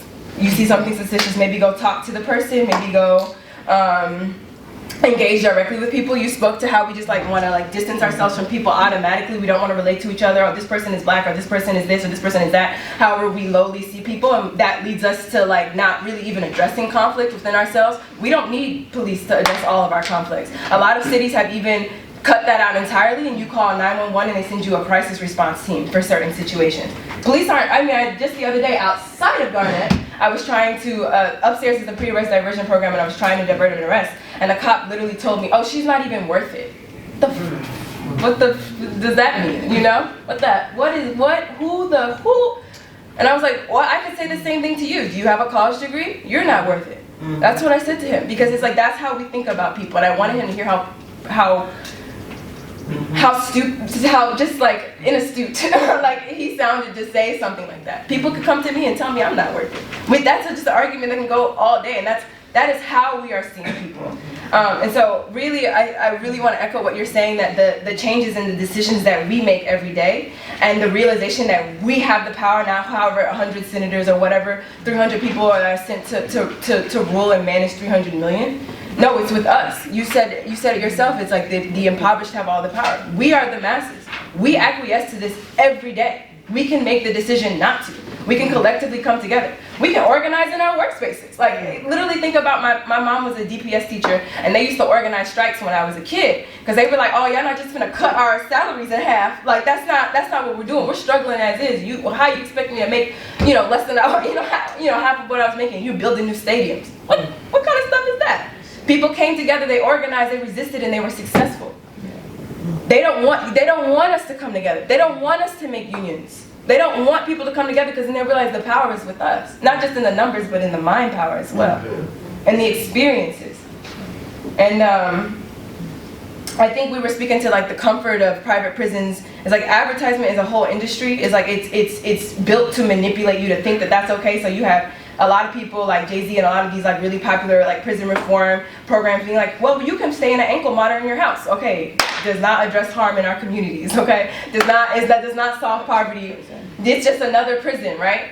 So it's like we keep coming up with new ways, and they sound really great, and we slap these white men names on the theories to get them co-signed. But at the end of the day, we're still dehumanizing people. It's ridiculous. Your story is heartbreaking, and it is one of so many stories. It is one of so many stories that I've heard in this work. People are raped in prison. People are thrown in holes for no reason. In elementary school they teach you the Stanford prison experiment. You are learning it. The information is in front of you. Even the state gave it to you. What happens when we put people in these conditions and put people there to watch them? They're treated inhumanely. This is a tool for the government to choose who's right and who's wrong. That's right. It starts in elementary school, not elementary school, but they begin to brand kids 4 and 5 years old. Of course, 1 second. Go ahead. This woman had a question. She had it on for a while. Yeah, I've been incarcerated. And I came in a little late, and I'm not sure. What organization are you with? I'm with National Incarceration Association. The same as down here in the city? Yes. Okay. So, I don't know how many of you are familiar with like hospital protocol and all. Have you ever heard of JCO? Like, JCO is an organization that monitors hospitals, and they go around to all the hospitals, and when JCO's coming, it's like the inspection team is coming. But they go around to all of them and make sure they're compliant and stuff. Does Does the state of Georgia have anything like that where someone goes around to all these facilities and not only, you know, the physical facility, you know, to see that things are running properly, but the data about grievances and all that, and kind of do an audit of that? Is there such a thing? So they have audits, right? Like, but of course, they're prepared for the audits because they tell them when they're gonna have them. They tell them when and who's gonna come, and normally it's around the same people. So all of it is kind of cookie cutted, right? So do we have like an 11 Alive that pop up on them to catch what they're doing? Absolutely not, right? So that's why we have to be the disruptors in those ways. But no, they don't have a checks and balances. They're the checks and balances. Like the Pardons and Parole Board, there's no checks and balances for them. They can just wake up and say, hey, you can leave or not, and you can't really dispute it. That's just the way that it is. Georgia is a fine state, full of crap, but yeah, so no. To answer your question is to be very direct, no, they don't have that officially, but they do have audits of like their booking, of their bookkeeping, and when, you know, like I've barely seen anybody really get in trouble for the audit, except for at one time there was somebody that stole all the inmate funds, like that's what it's called. It's a dollar, you give $1 every month, and they got in trouble for using it to buy, I can't think of it, a friend of mine, she knows it really well. She's in this room, I'll put you on her after the program. Her name is Dawn, and she knows that information, but they definitely do not have a formal or a non-formal way of actually doing any checks and balances. If I can speak on that a little bit, it's generally a state agency investigating a state agency. Right. We're all working together. So I worked in 2 different kitchens. I worked in a kitchen in the private prison and a kitchen in the state prison. Both of the kitchens got a health score of 100. And if you've ever worked in a restaurant, getting a health score of 100, they're going to find something. You left a napkin out or something that's going to be a 98 or whatever. I've never seen below a score of a 100 in a prison kitchen. And they have to post their last like 2 scores or whatever for on the board, and they're always 100. So for the last like 3 inspections for both the state and the private, they've always been 100. So I'm sure that the state agency that's doing the audit is the same way. They're turning a blind eye because you're one of us. That's it. There's no external audit. They're auditing themselves, and they're not having to provide any evidence that when they check the box and say 100, that it actually was 100. Yeah. There's Dawn. She can answer. Yeah, you mentioned joint commission and the way they, the hospitals have to meet those very rigid standards.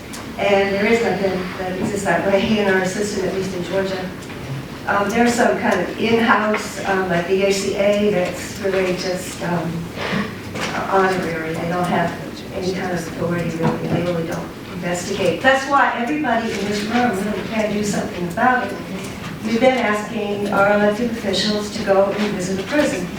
It was an initiative started by Families Against Mandatory Minimums, but if one of our legislators shows up at the prison gate with a little badge on that says they represent us, hi, I'd like to have a look around. Can I have lunch with somebody and no guards observing, and I'm going to follow up and make sure they weren't retaliated against or anything I hear, and just walk around and look and see how the $1.2 billion on Georgia's budget is spent on just everybody can do it. All the DAs, the judges, and our reps here in the House and Senate can just go and show up, and it's happening in other states, and it's having some impact. I'd also like for us, when we say follow the money, not only look at all the industries that are involved with the, not just the private prisons, but all of the manufacturing, the healthcare, the supervised release, that's all for profit. Jay-Z can tell us something about that too. Oh, well, you better get him together then. Tens of thousands of dollars that have gone to Governor Deal and Governor Kemp and the head of our appropriations committee and all the other representatives who get a tremendous amount of money to get elected. And then what happens after they're elected with all those lobbyists that they know so well already who've been lining their pockets? And that's just some money that I was hoping would be part of this discussion as well. You mentioned something just really quickly. Mental health hospitals were decriminalized in the late 70s. And mental health is definitely, one of the main core elements of this problem we have.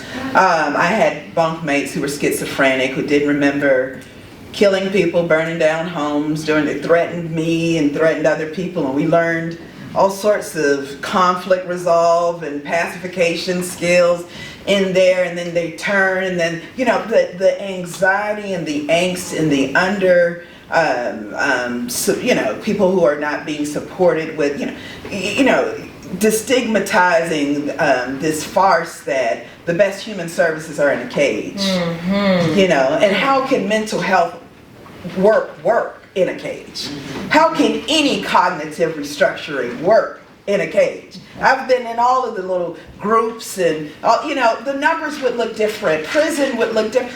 First of all, if prison was what it said it is, and what it is quote unquote designed to be, and the slippery slope of using the word rehabilitative to assume that there was a whole person, a whole state going into the system, then coming out of prison, you would want me to be your neighbor. You would want me to be your employee, right? Because I've been vetted through this great process of all these wonderful, empowering services. It's not that.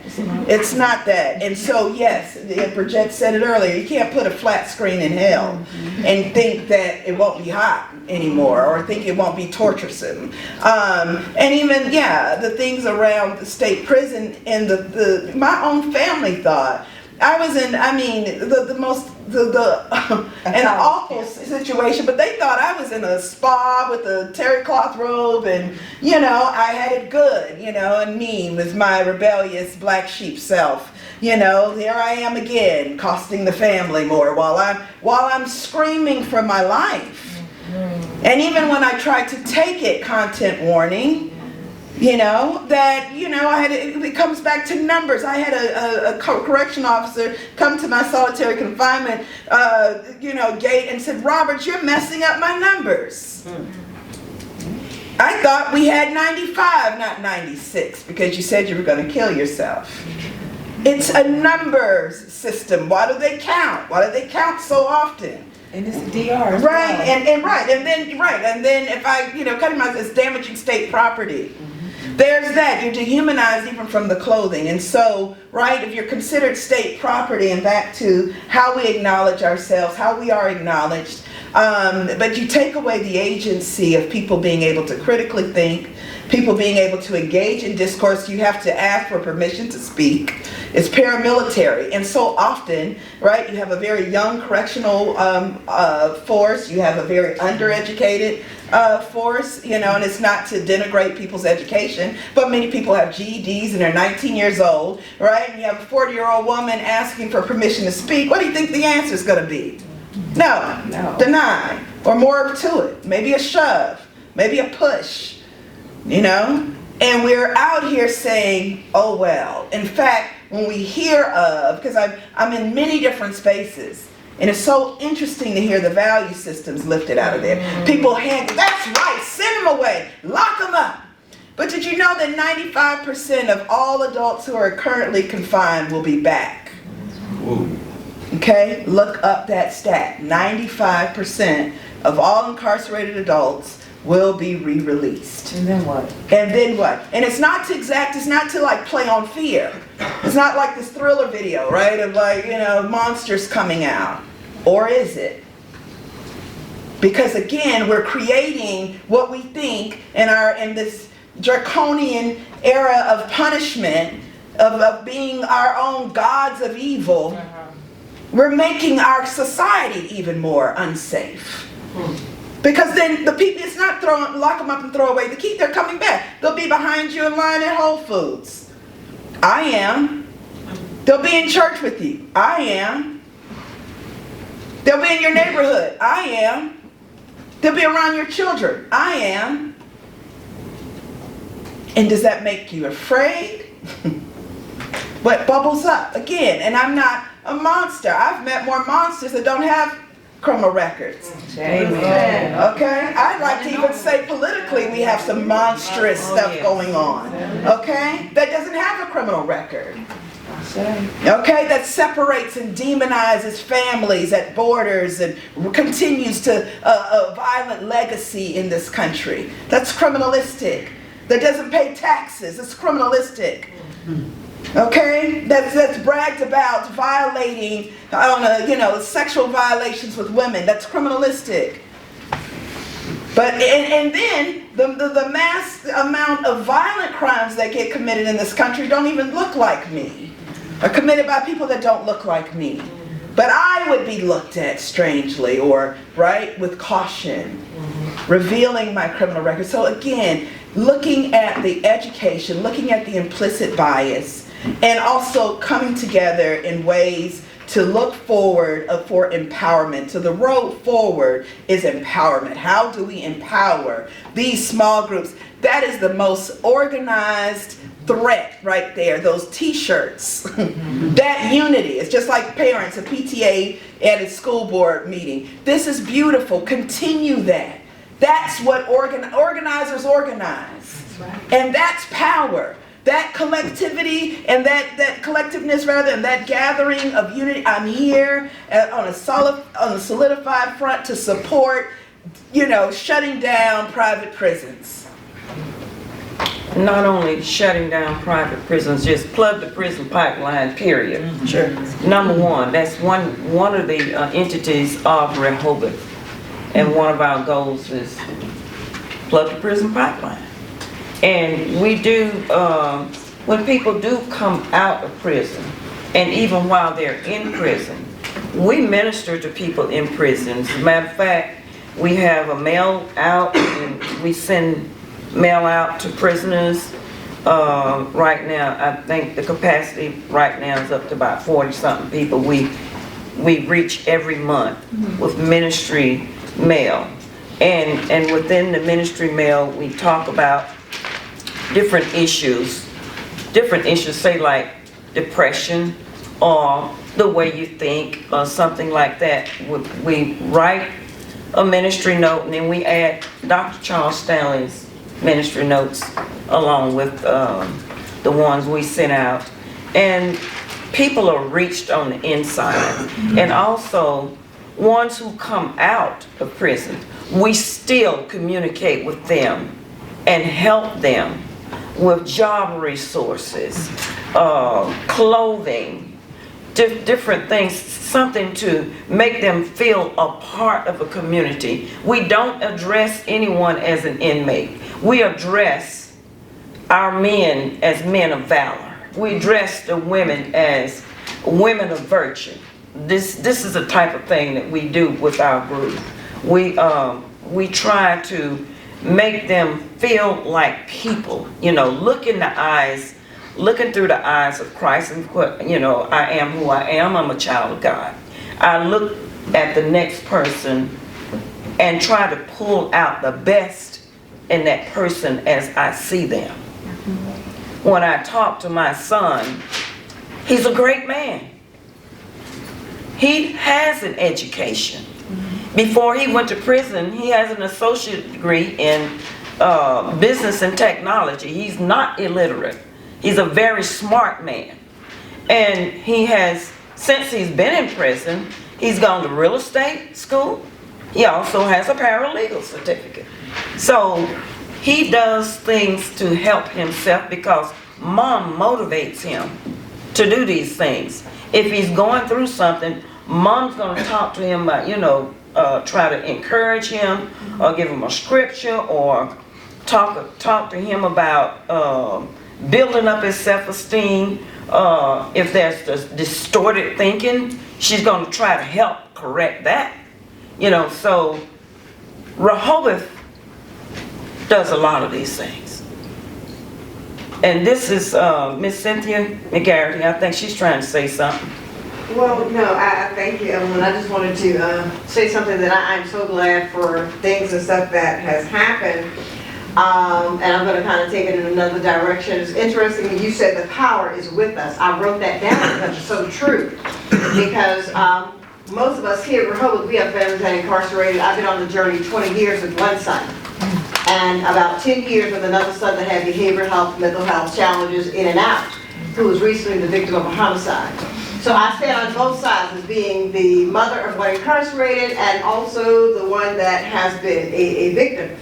But you're right, and I'm so grateful for all the grassroots organizations because we understand the journey. We walk the walk. I would say that I wanted to be an attorney, but I never thought that my experience with the criminal justice system would be through my own experiences and those of others. But you're right, and now we have dealt with adults, but now we start to look at our children. Because you're right, and we're telling them, we the children, the power is with you, because we're going to change the narrative. And I use this, as far as the criminal justice system, it may seem large, but we ain't going. No That's more. right. Good. We ain't going. They ain't going. So coming down to the community as far as education, family, reteaching, reimagining, we have to do things different. Because the system, for the most part, is not going to change. So we're not looking at the system. We're looking at what we can do as people and communities, grassroots organizations, to change it. So I'm just grateful for a lot of the things that have been said up there. Thank you for being She here. also had something to say. Yes, ma'am. I was going to say a common theme that I was hearing from everybody on the panel that addresses where it all needs to start was a change in mindset. That's right. It has to be a change in mindset. That seems easier said than done because it's so ingrained in each one of your organizations of what you're fighting for. It's all going for the same cause. And like when you said their powers in numbers, you see, their identity is numbers, your identity is numbers. Numbers as positive to impact change. But as you go through this, last year I was here too. I came from California.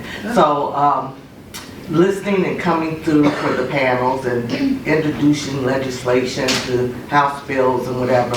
And so you go through all these different things, and I was there for a Justice Day and expungement with all of this, and I'm watching what's going on. And I'm going, okay, they have the numbers, the people are here. Then it comes time for the vote. Damn. Yeah. What was the problem? Right. Change in mindset. Yeah. These legislators have this stuck in their mind. This is what they've been doing in Georgia for all these years. A lot of them on the private side are making a lot of money off of this, and they don't want to change. But coming from other states, and I've been doing research on all different states as an advocate for criminal justice reform, and I always come back to Georgia and go, what's going on in Georgia? Because Georgia is so far behind so many states in the nation, and it's a very powerful state and city with Atlanta. You have lots of people coming here, but for some reason, they cannot catch up. And the only reason I look at it is that they don't catch up because it's mindset. They hear everything that you're saying. You're giving them all those data and all that numbers. You would think that would trigger something in them with all these things you're telling me.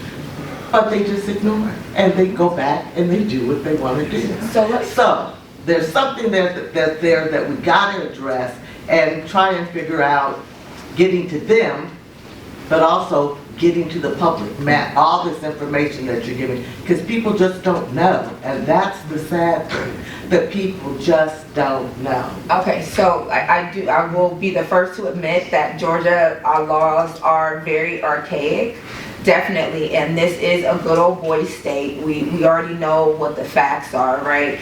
But see, if I would not have, when I came home from prison, like if I would not have went through the path that I would have gone through, like with watching a woman who has been in and out of prison tell these people what she's gonna make them do, and watch her like have, you know, in collaboration with other organizations, watch them make people listen to them, then I wouldn't believe that it was possible. I'm sitting here only because I believe in the possibility. So that means that we might have to tell them a few hundred more times, but the point is not to quit, right? Because organize, organize, organize. And when you can't organize anymore, you organize some more, because that is what has to happen. You have to lobby, because they are archaic, right? Like they want to celebrate statues of civil rights. They call them their heroes that killed hundreds and thousands of black folks, and they think that it's okay, right? So we understand what we're dealing with. We know the beast, right, that we're facing. So in order to dismantle it, it will take, maybe it might take you coming from California, you know, but we do need a lot of exposure, right? So we do need to expose the fact that they're making the money, and that, you know, that this person is making so much money, and that there is a furniture contract from a prison that one person is making all the money by selling furniture. We do have to expose. You know, we do have to do things a bit differently, but because, like I said, because of where I stood and what I seen happen, like when we went to city council and they said, yeah, we're gonna close the jail, I was still sitting there in disbelief. So once I've seen that happen, I know that with exposure, anything can happen. I just want to just like piggyback off of that a little bit, and like sort of bring in something you said earlier. The knowledge is out there. I think people have it. I don't think that this is simply an issue of people not knowing. I think it's exposure. What I'm saying by exposure is exposing.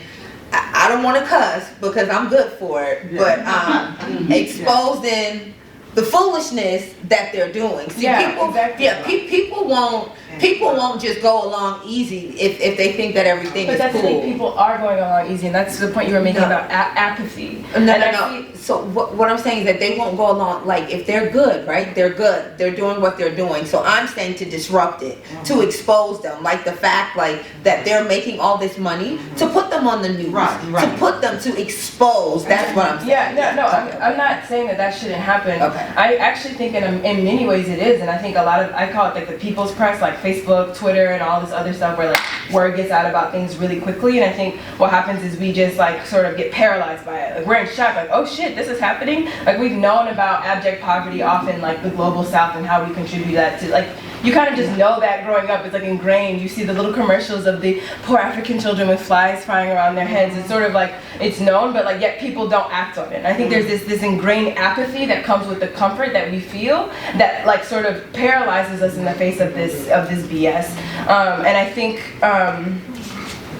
people don't do differently because they don't know what to do differently, because everything in the system kind of like incentivizes itself, and I think that's where the innovation comes in. The innovation comes in our approach to this problem solving. And it's like these are conventional problems, and we cannot use conventional methods to even address them, not let alone solve them or to undermine them. And so for me, it's like, yes, I don't believe in one strategy or like one approach to things. I definitely want to incorporate, yes, impossible, I definitely want to incorporate a whole space for electoral strategy, but like I do want to go back to my earlier point, is like the power is with us.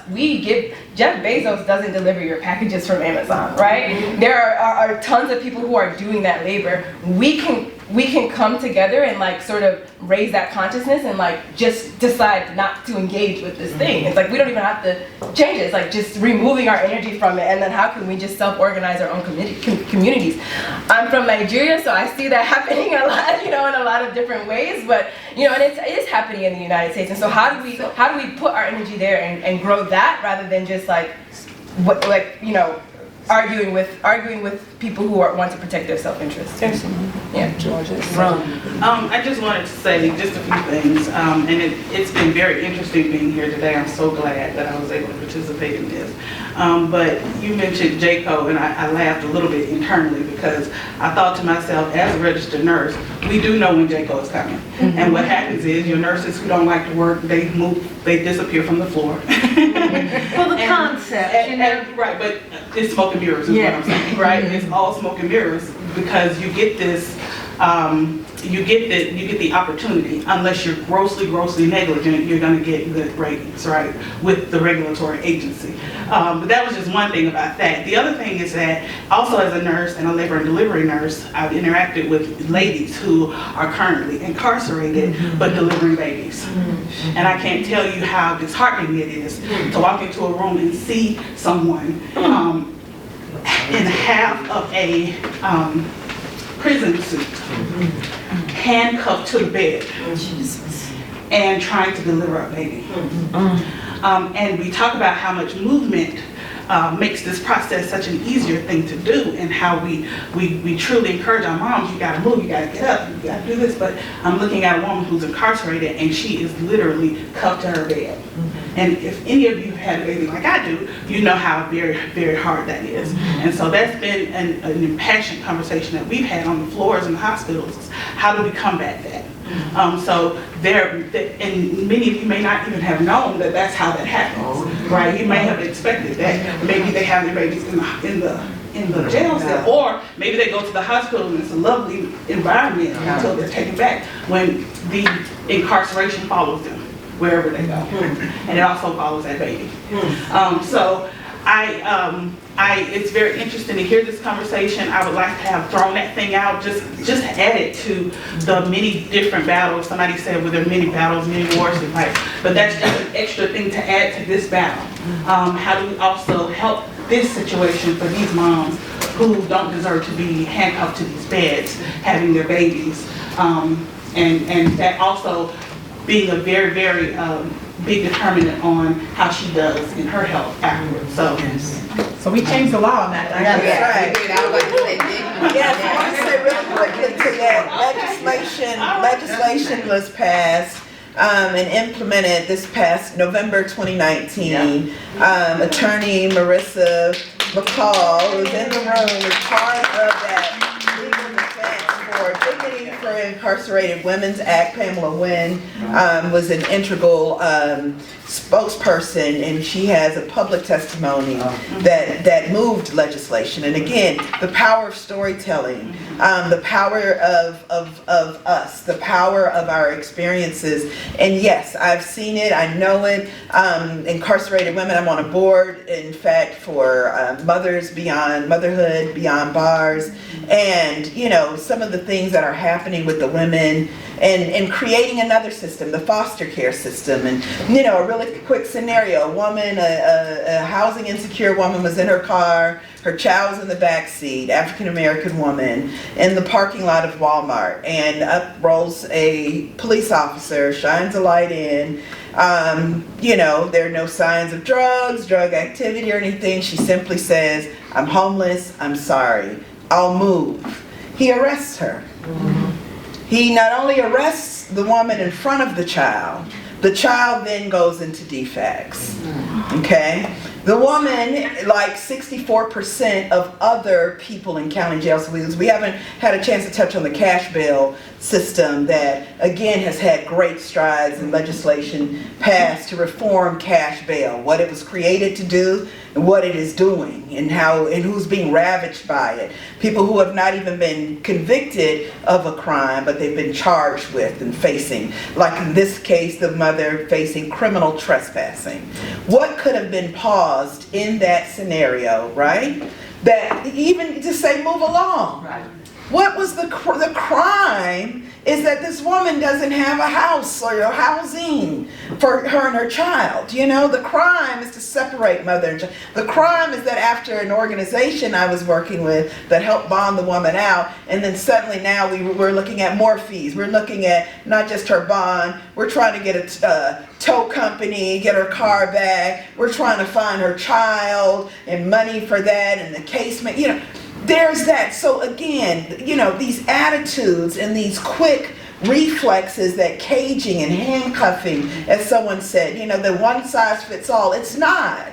And we have to pause. We're turning it, you know, the society is so technologically driven, we feel like robots sometimes, you know, but we have to pause. Respect means to stop and look again, respectacle.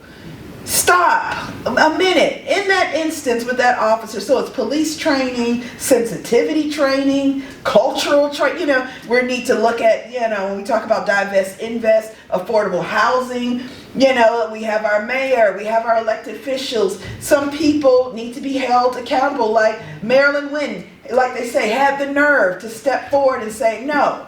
You know, you said you're going to do it, and I'm holding you to it in respect, but this is what's happening to my people. This is what this building represents to me.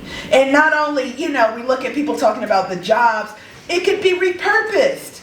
Instead of being a correctional officer, you could be a counselor, a mentor, a a physical education, get out and move around and have a track where people can walk, be a walking supervisor, instead of, recreating, exacerbating trauma. Because again, but it's feeding all these other systems.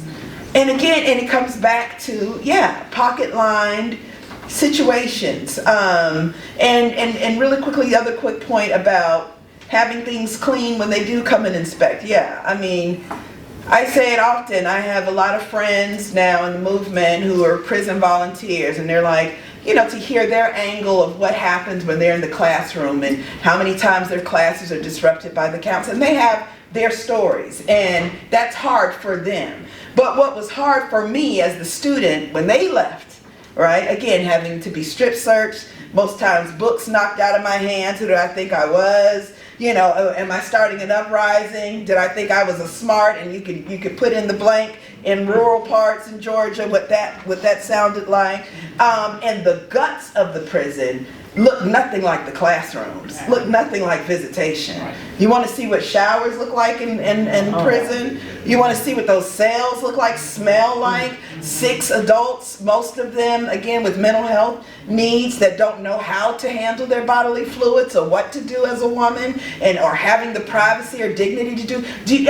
And again, so we're not talking about issues because they're not being amplified by the ones who have too much to lose economically, right? And so I have a good comrade who was on NPR recently and with Rose Scott, and didn't denigrate the Department of Corrections, but quote unquote said too much.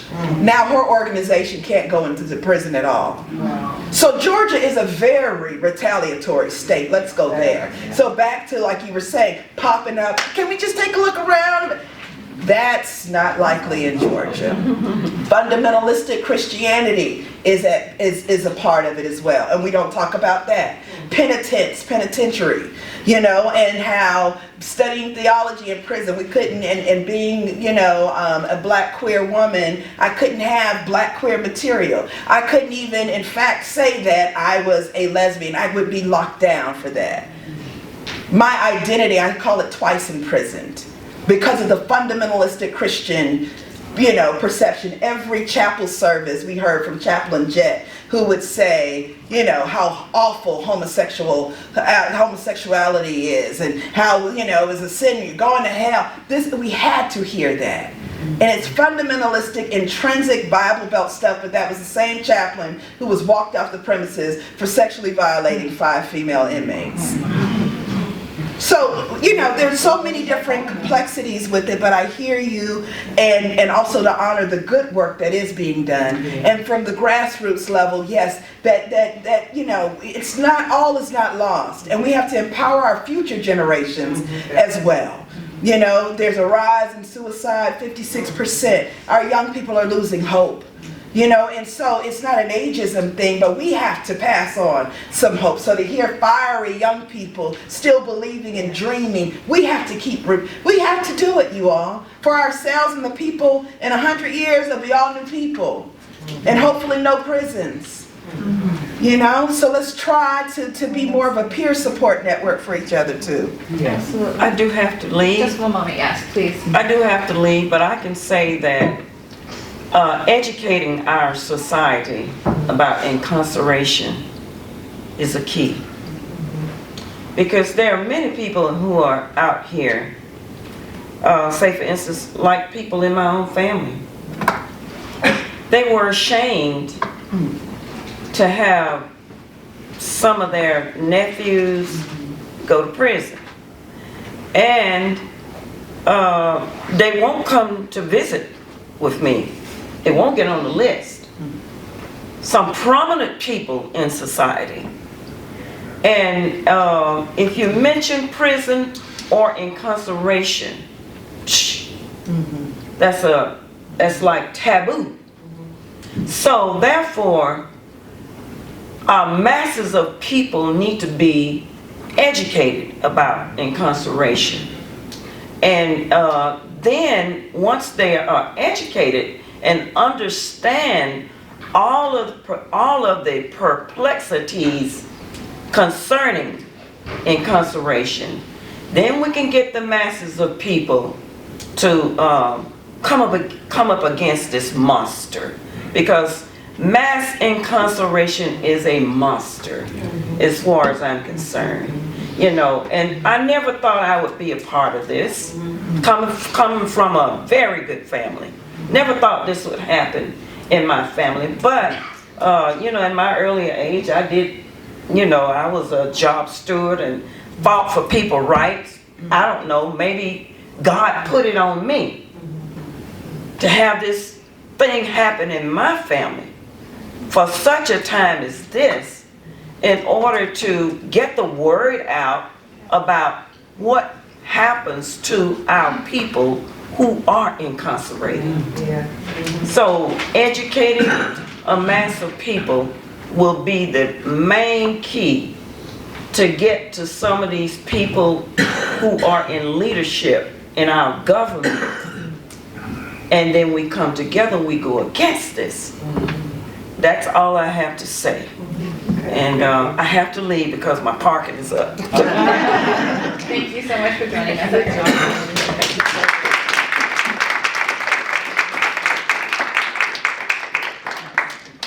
Can I ask a question? Absolutely. The CIU, I guess y'all are all familiar with that, that just had the inaugural meeting. Or Paul Howard's Conviction Integrity Unit in Fulton County.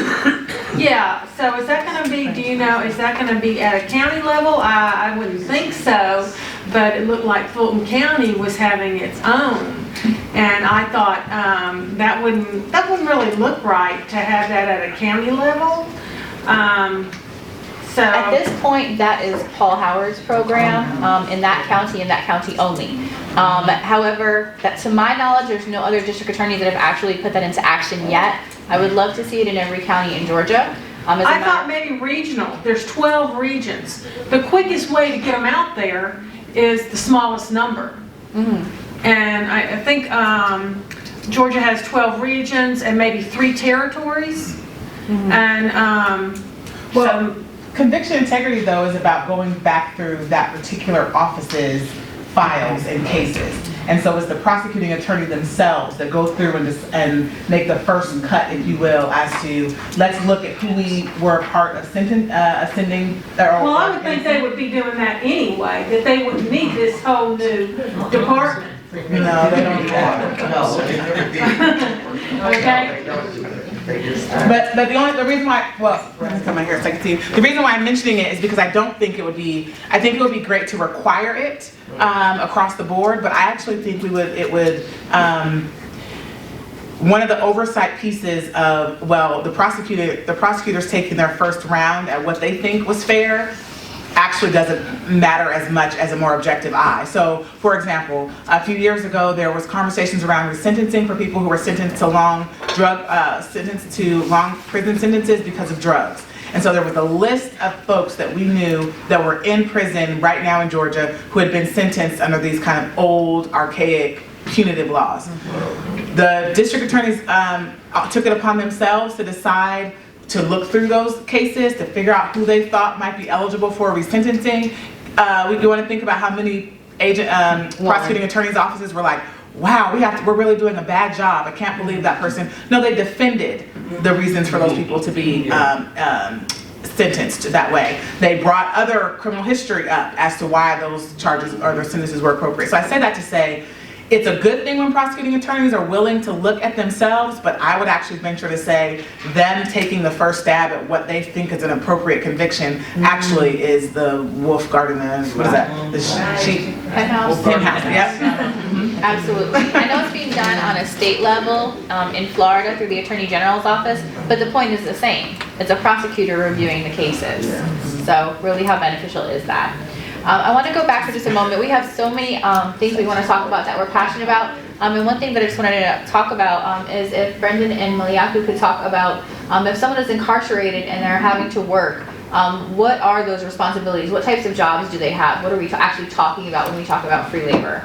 Sure, I want to talk a little bit about the prison labor that's going on and give you some action items that you can actually take out of here and do something about it to change that. I think that's what we want to do here today, is find out how we can affect this and change this. What's happening is the local counties and municipalities are hiring prison labor. They're actually contracting with the Department of Corrections to have them, people that are incarcerated, come out and mow the grass, pick up trash, hang the Christmas lights at Christmas time. Anytime you see that orange bus riding around with the officer, that's a paid laborer. That's not paid by, the person is not getting paid, but that is contracted labor. Money's being exchanged. Each municipality, I found, pays $39,500 for 1 year to get a detail of up to 10 people. So that detail is between 5 and 10 people, and it's standard across the state. $39,500 will get you 10 workers. If you divide that out by an hourly wage, they work 40 hours a week. It's 10-hour days, 4 days a week. You divide that out, each person is making about $38 a day with a crew of 5, so it's half that. It's about $15 a day that individual would be making if we were to pay them because of the contract. So it's very cheap labor. You cannot get one employee at the state level probably for $39,500 to do that kind of work, or maybe you could get 1 or 2, 1.5 at that rate, but you are getting a crew of 10 for $39,500. But these contracts have to be approved by the Board of Commissioners at the counties. You see these up there, these different counties that have these contracts. Bryan County, Elbert County, City of Pelham, the Board of Commissioners has to approve this contract. You can go to your county level and say, why? Why are you using almost free labor? Very cheap labor. Using labor that in the contract it says, every effort shall be made to run details when it's raining. If it appears rain is scattered and soon will end. This will allow the inmate to be near the assigned work site and be able to work where the weather improves. Every effort will be made to run details when the temperature is below 28 degrees Fahrenheit. So they're going to run details when it's below 28 degrees Fahrenheit. Hot weather. Work details will continue to run in conditions of extreme heat. However, precautions shall be taken to lessen risks. I mean, you're going to run detail, rain, shine. It's like the old post office saying, rain or shine, heat or cold, the detail's going to run. And it's in the contract that we will supply the detail, even if it's hot, even if it's cold, even if it's raining. So we need to go to our Board of Commissioners and say, why? Why are we hiring this cheap, almost free labor? And you can see the slide that just was up there. We're not paying the person anything who's working out there. Other states are paying pennies an hour. We're not paying anything to the people that are out there hanging your Christmas lights, making your town look beautiful. They're not getting any money for that.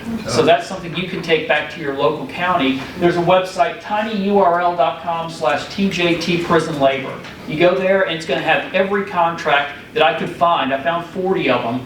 40 times $39,500. It's almost $2 million. Yeah.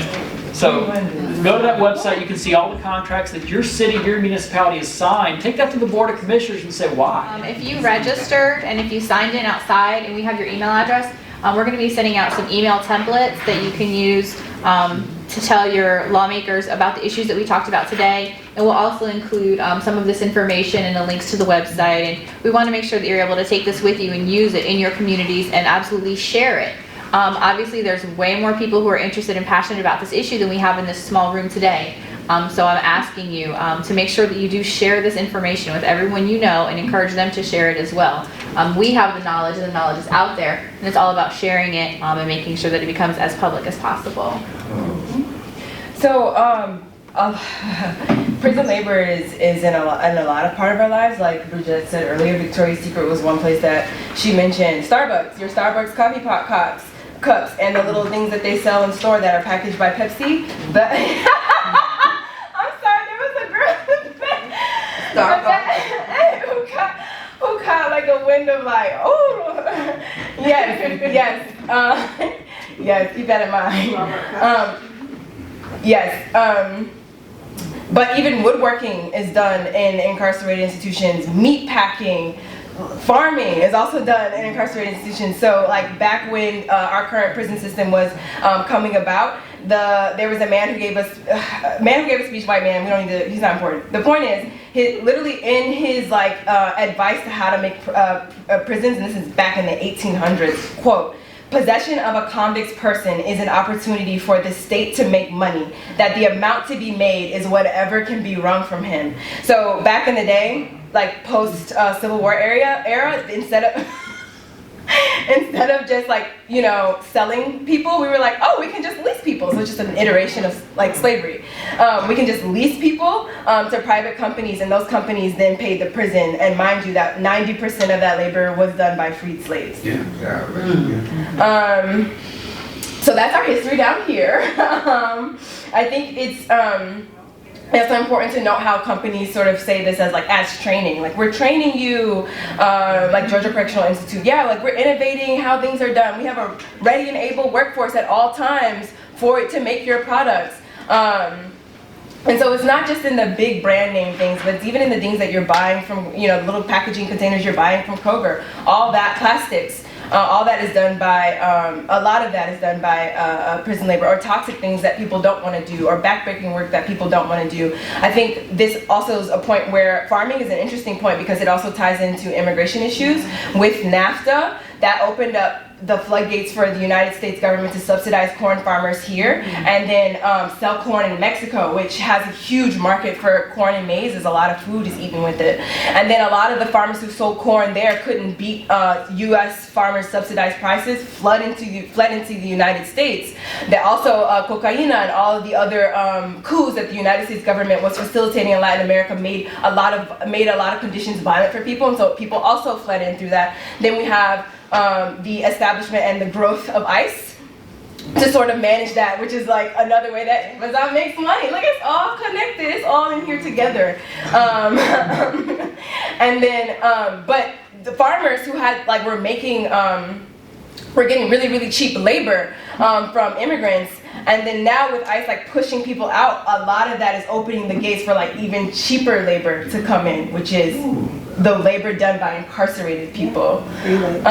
Free labor, and that maximizes the profits that people make. And then you don't even realize it. Corn is in like the little fruit snacks that you're buying that, you know, is owned by like whatever Monsanto had their hands in, or whoever, or Unilever or Nestle, and they're marketing these things to you that have corn in them. Corn fuel, all the biofuels that aren't real biofuels, and you're just buying it up, and you don't even know that you're completely propping up an entire industry of not just like criminalizing people for their nationality, but like now we're only doing that so that we can make room to expand labor camps, like just prison slavery, like all of it.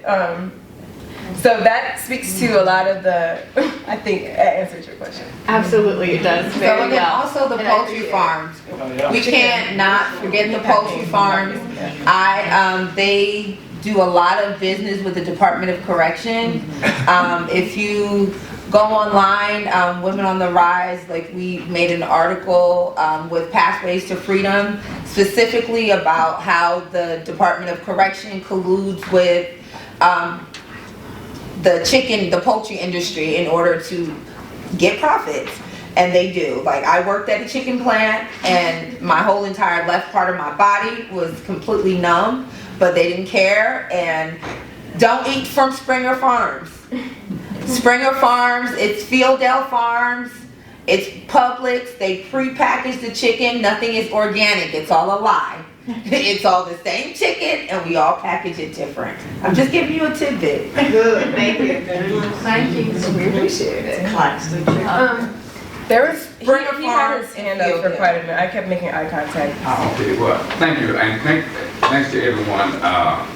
Just kind of an observation.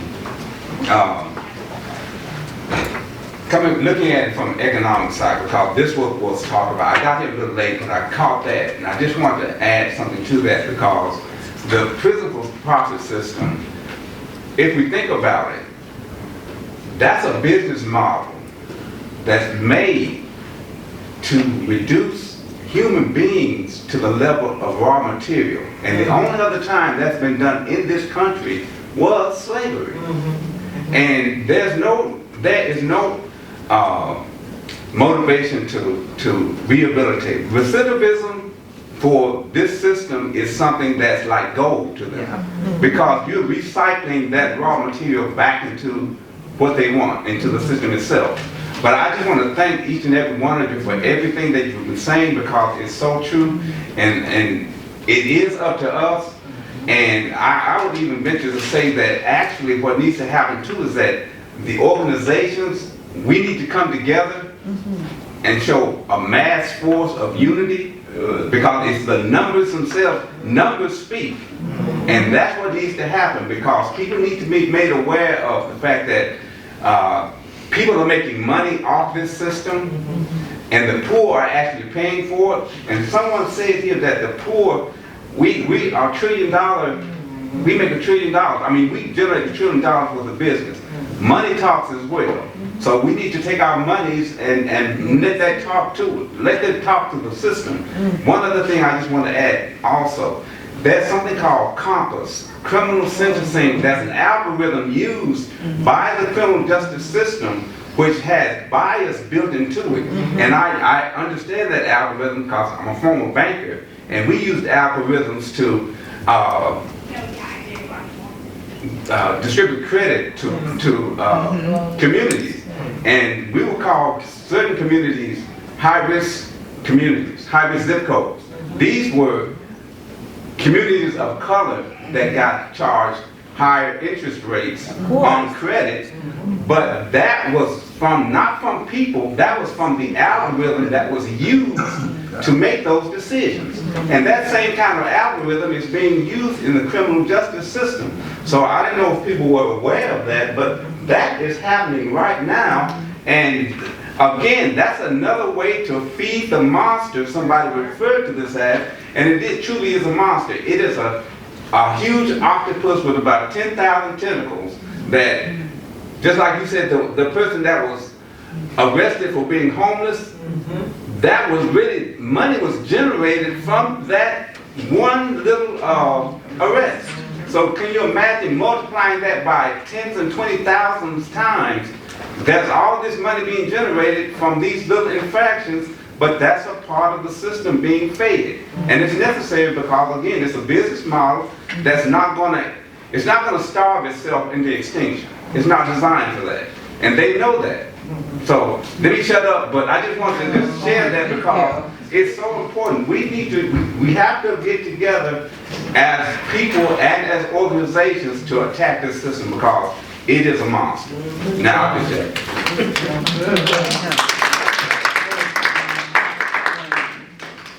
The Liberation Network movement is made up of many networks. We are all on the same page with the same interests. We're not competitors. We're not, we're because oppression is organized. Racism is organized, right? And we can see how or when those agendas come together in a very fortified way. And so yes, the more we organize and organizers organize, you all come together, you have 5 people, you tell your 5 people to get 5 people, and those 5 people get 5 people, and we come together with different missions, but for the same result. Divest, invest, okay, because in that scenario, that young lady was still homeless. Yeah. After all that was said, was still with them. So who's on board for tiny homes? Building. Who's on board for, taking in people who are, you have to consider safety, but that's a slippery word as well, just like violence. But we have Airbnbs. Could we have an Airbnb, plug-in for people coming out of prisons? Almost 700,000 people come out of prisons every year in this nation. We have more churches than that in Atlanta. And it's not like a tap at the church. Because I do faith-based social activism, but it is just that. What does it mean? What does love in action mean? What are you willing to do? And I have people ask me all the time, Nikki, can you come and, help us, talk about how to deal with people out of prison? How do you deal with humans? How do you deal with yourself?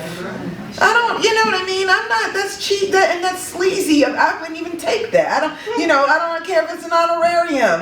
You can't pay me to be able to tell you how to be anti-racist. Be kind. Yes. And so that's just, it is really, we look, it's not a lofty thing. It's not out of reach. It's really intentional. Dr. King said it perfectly. Everyone can be great because everyone can serve. What is it that we can do individually to serve? We all have different skill sets. I have people that I engage and they say, Nikki, I couldn't get up and talk in front. Okay, can you sit at a registration table, you know, and help with voter registration? We went inside of the Fulton County Jail, and that was huge for me being justice involved, being allowed to do that and registered eligible inmates to vote. That for me felt huge. That was my own, like, I don't know, it was a full circle restorative justice feeling. Now, we have misappropriation issues with the voting and all, but you have to look at the seed. Don't get discouraged by some of the other things that you may not see, because there's good work going on, and I do believe, and if we continue to do that in small numbers, but with intention, you know, it'll happen. We'll see that, we'll see the shift.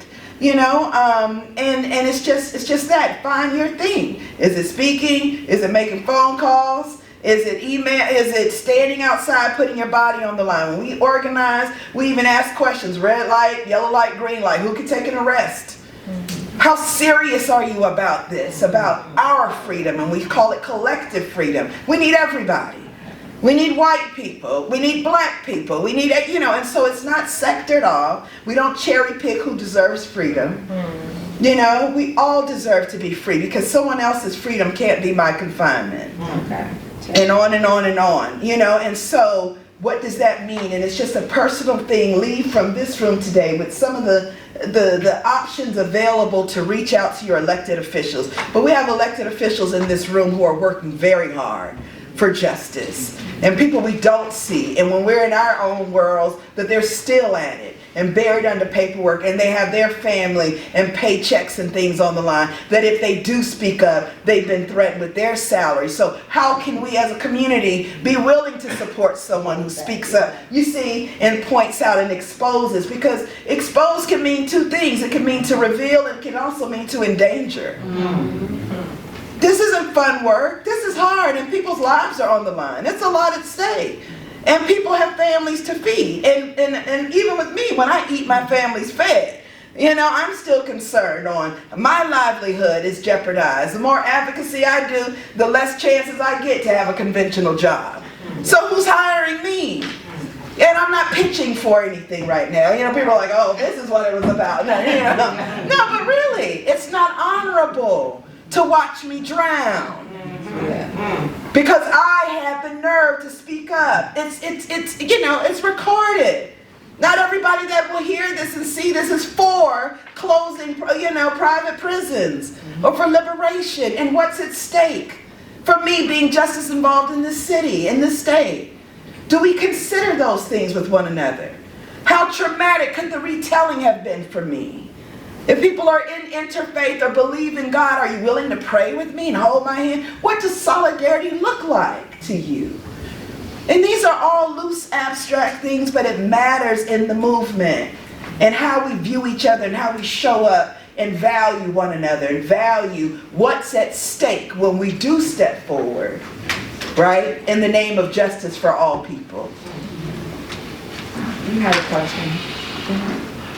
Is there, not to change, I appreciate that. This may seem like I'm changing the subject altogether, but I'm wondering, I think the commissary brought down the food that's served in the prisons myself, because it's a way to encourage them to buy off the commissary if they're not, you know, liking what they eat personally.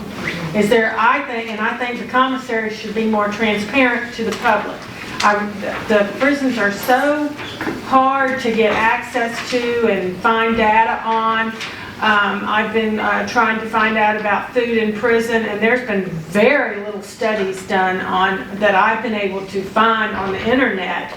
I think there was something done in 2017 is the most recent, and it seems like there should be some sort of annual thing on the food in prison. And but I would really like for the commissary to be a little more transparent. I think it should be. People are sending money to those prisoners. They're not earning any money anywhere. It's the outside that's buying that stuff, and we need to know what it is.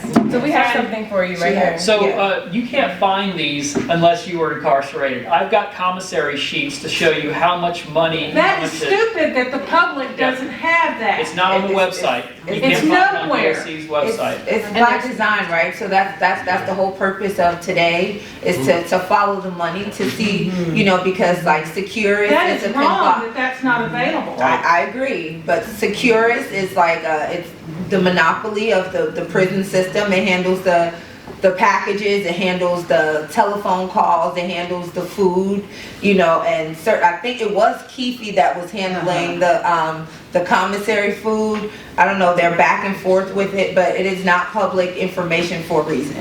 It's not because it's high sodium. There is it's a free. reason that it's not public information? No, I'm saying it's not that way. They're not gonna publicize it for a reason. It's unhealthy. Yeah. Like all of this stuff is high sodium. It's overpriced. For a bag of 10 cents rice or for a Roman noodle, it's like $1.25 versus you can get a case of it for what you pay for one. So there's a reason, like, you know, it's all by Well, design. I think it should be available to And the I agree public, with you. the people that are sending them money. So that was what I wanted to say, like, it does depend on all of us to make the changes. Yes. It definitely does. And then there's a next step, right?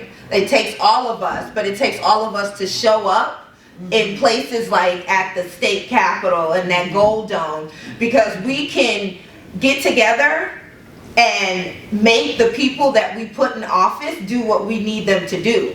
We first have to get together, but we can't just stop after we get together, because the law is still the law, and it's up to us to make sure that law gets changed. And see, I didn't realize that there is, there's so many different ways that we have to fight, right? And unfortunately, but fortunately, legislatively is a way we have to fight. So we'll have to show up, that we'll have to make the legislators do what we need them to do. So that's why we... Well, in my opinion, that is something that should be done overnight. If you're buying, if you are, I wasn't just talking about the commissary. The commissary, you can probably call the commissioner. If you reach out to the commissioner, you can probably call that and you can make your complaint, and you can get other people who are like you to make complaints to him for that to begin to happen. But first you have to organize. I was talking about like on a larger scale, we have to be able to attack policies, Senate bills. We have to be able to get what we want into legislation, because we can protest, we can do all of the things, but it doesn't matter. Civil rights didn't count until we got something on the books. It counted to us. I'm not talking about the commissary. I'm talking about in general, because it's almost time to close. So I was just summing up that because we all speak of the things that we need to do in order to get to the next step and the trajectory even for this next year, and what we want to do with this legislative session. And what we do need to do is organize, and then organize to go and lobby, and organize to go and get some policies changed, because we can talk about it amongst each other. We can all get to where we have to go, but until we make them listen, there will be no real change that's on the books. Like I'll use for an example with closing the jail. Until we had the legislation that said that facility was not going to be used to cage anybody anymore, and that we were going to have a task force, then all we had was the word of somebody else. But when you have it written into law, then it's written into law. So what I was saying is that we need to do all of what all of my comrades said. We do need to organize. We are the power, but we need to take the power and we need to go down there and make the people who are wielding the power do what we need them to do. So we will be the blade on the sword, if you want to look at it like that. So that's what I was saying. Well, that JPay tablet, it kind of enters into this commissary issue I have, because at one time when you gave an inmate money, that's all it went to was this, junk they could buy off the commissary. Now they're buying stuff, like you said, songs and games and stuff like that, so it's not edible. And so it's going to be like, well, they're not necessarily buying food, but that should have been there. First of all, I want to thank everyone for being here on our panel. I greatly appreciate you for being here.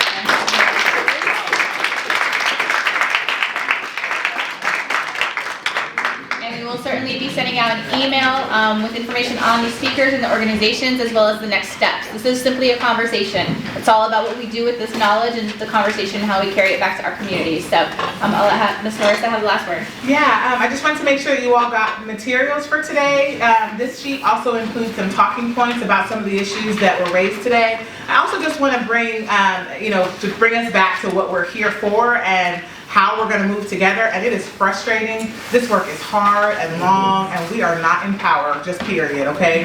We are in Georgia. I mean, I think we can get like real excited about like demands and what that looks like, but this is about strategy. This is about the long game and not the short game. We can't fight amongst ourselves. It doesn't do any good for us to get into the weeds and the details of things. We need to figure out how to get on a level that makes us work together. We are stronger when we work together. It seems like there's a lot of passion in this room. I hope this can continue through our advocacy sessions. If you haven't already registered for some of the other Talk Justice Tuesdays, I would encourage you to do so. We will have our annual Justice Day at the Capitol on February 27th. We'll bring hundreds of people together to demand change to Georgia's criminal legal systems at the state and local level. It is also important that we have information and resources, and so we want you to look at our website, justicestay365.com, for information about bills that we're working on, events that we're having. We have, I think outside also there are some tips, some lobby tips. You know, some of us just aren't familiar with elected officials and this process. If you just want to think about how would I spend 2 minutes with a legislator talking about some of these issues? How could you get some people to be persuaded about what we're talking about? Because making them angry, telling them that, you should do it because I said so, is not actually going to work. So we have to figure out how to devise messages and strategies that aren't betraying our long game and betraying our communities, but actually are being smart about the way we're going to move forward together. So again, check out our website, register for our advocacy days. Let's take this passion and discussion outside of this room to officials that can make some changes to our policies. I would also say that there are 2 bills that address private prisons or private entities in Georgia. House Bill 403, yes, but also House Bill 308. Sorry, 308 is also a bill that we are watching because one second, just make sure I have the right one. 308, yes. It would actually require transparency in the process for private entities. So right now what we have and some of the stuff that we're talking about here is that private entities want to shroud themselves in confidentiality and say, we don't have to be treated like state actors because this is proprietary. We don't want to have to tell you how much it costs for us to sell shampoo. Well, actually, since they're doing the business of the state, they should have to be accountable to us and transparent. And so even if we can't get a full end to private prisons, perhaps we can think about ways to regulate their conduct so we can see what they're doing and hold them accountable. So I would encourage you to know about House Bill 403, but also to know about House Bill 308. It's sponsored by a Republican. It addresses all private entities. It's not specific to private prisons. So we get at all actors that are doing business in this state, that they should be held to a certain level of accountability and transparency. So again, thank you on behalf of the Justice Reform Partnership for being here. We look forward to a long session, a short session. A long Yes. We are encouraged by this space and having people who are like-minded and I'm so sorry, I have to say something. So I understand everybody's marriage to the electoral strategy, and I hear that. There have been electoral strategies to reform around, for example, racism in the workplace. I'm an economist. The discrimination coefficient on racism in the workplace has been 0.45 since 1950. So it is, and then even you're talking about bail reform, we have laws around the cash bail, signature bonds and stuff, and judges are not using them. That is the data. And so in as much as we can make all of these policy changes and change what's written down, it's still within the system of white supremacy, and people are not following it. So I think I also want us to employ to own what we can and not always have to ask for people who make laws to make the changes for us, and really understand that those changes are in our hands. Thank you. That's all I have to say.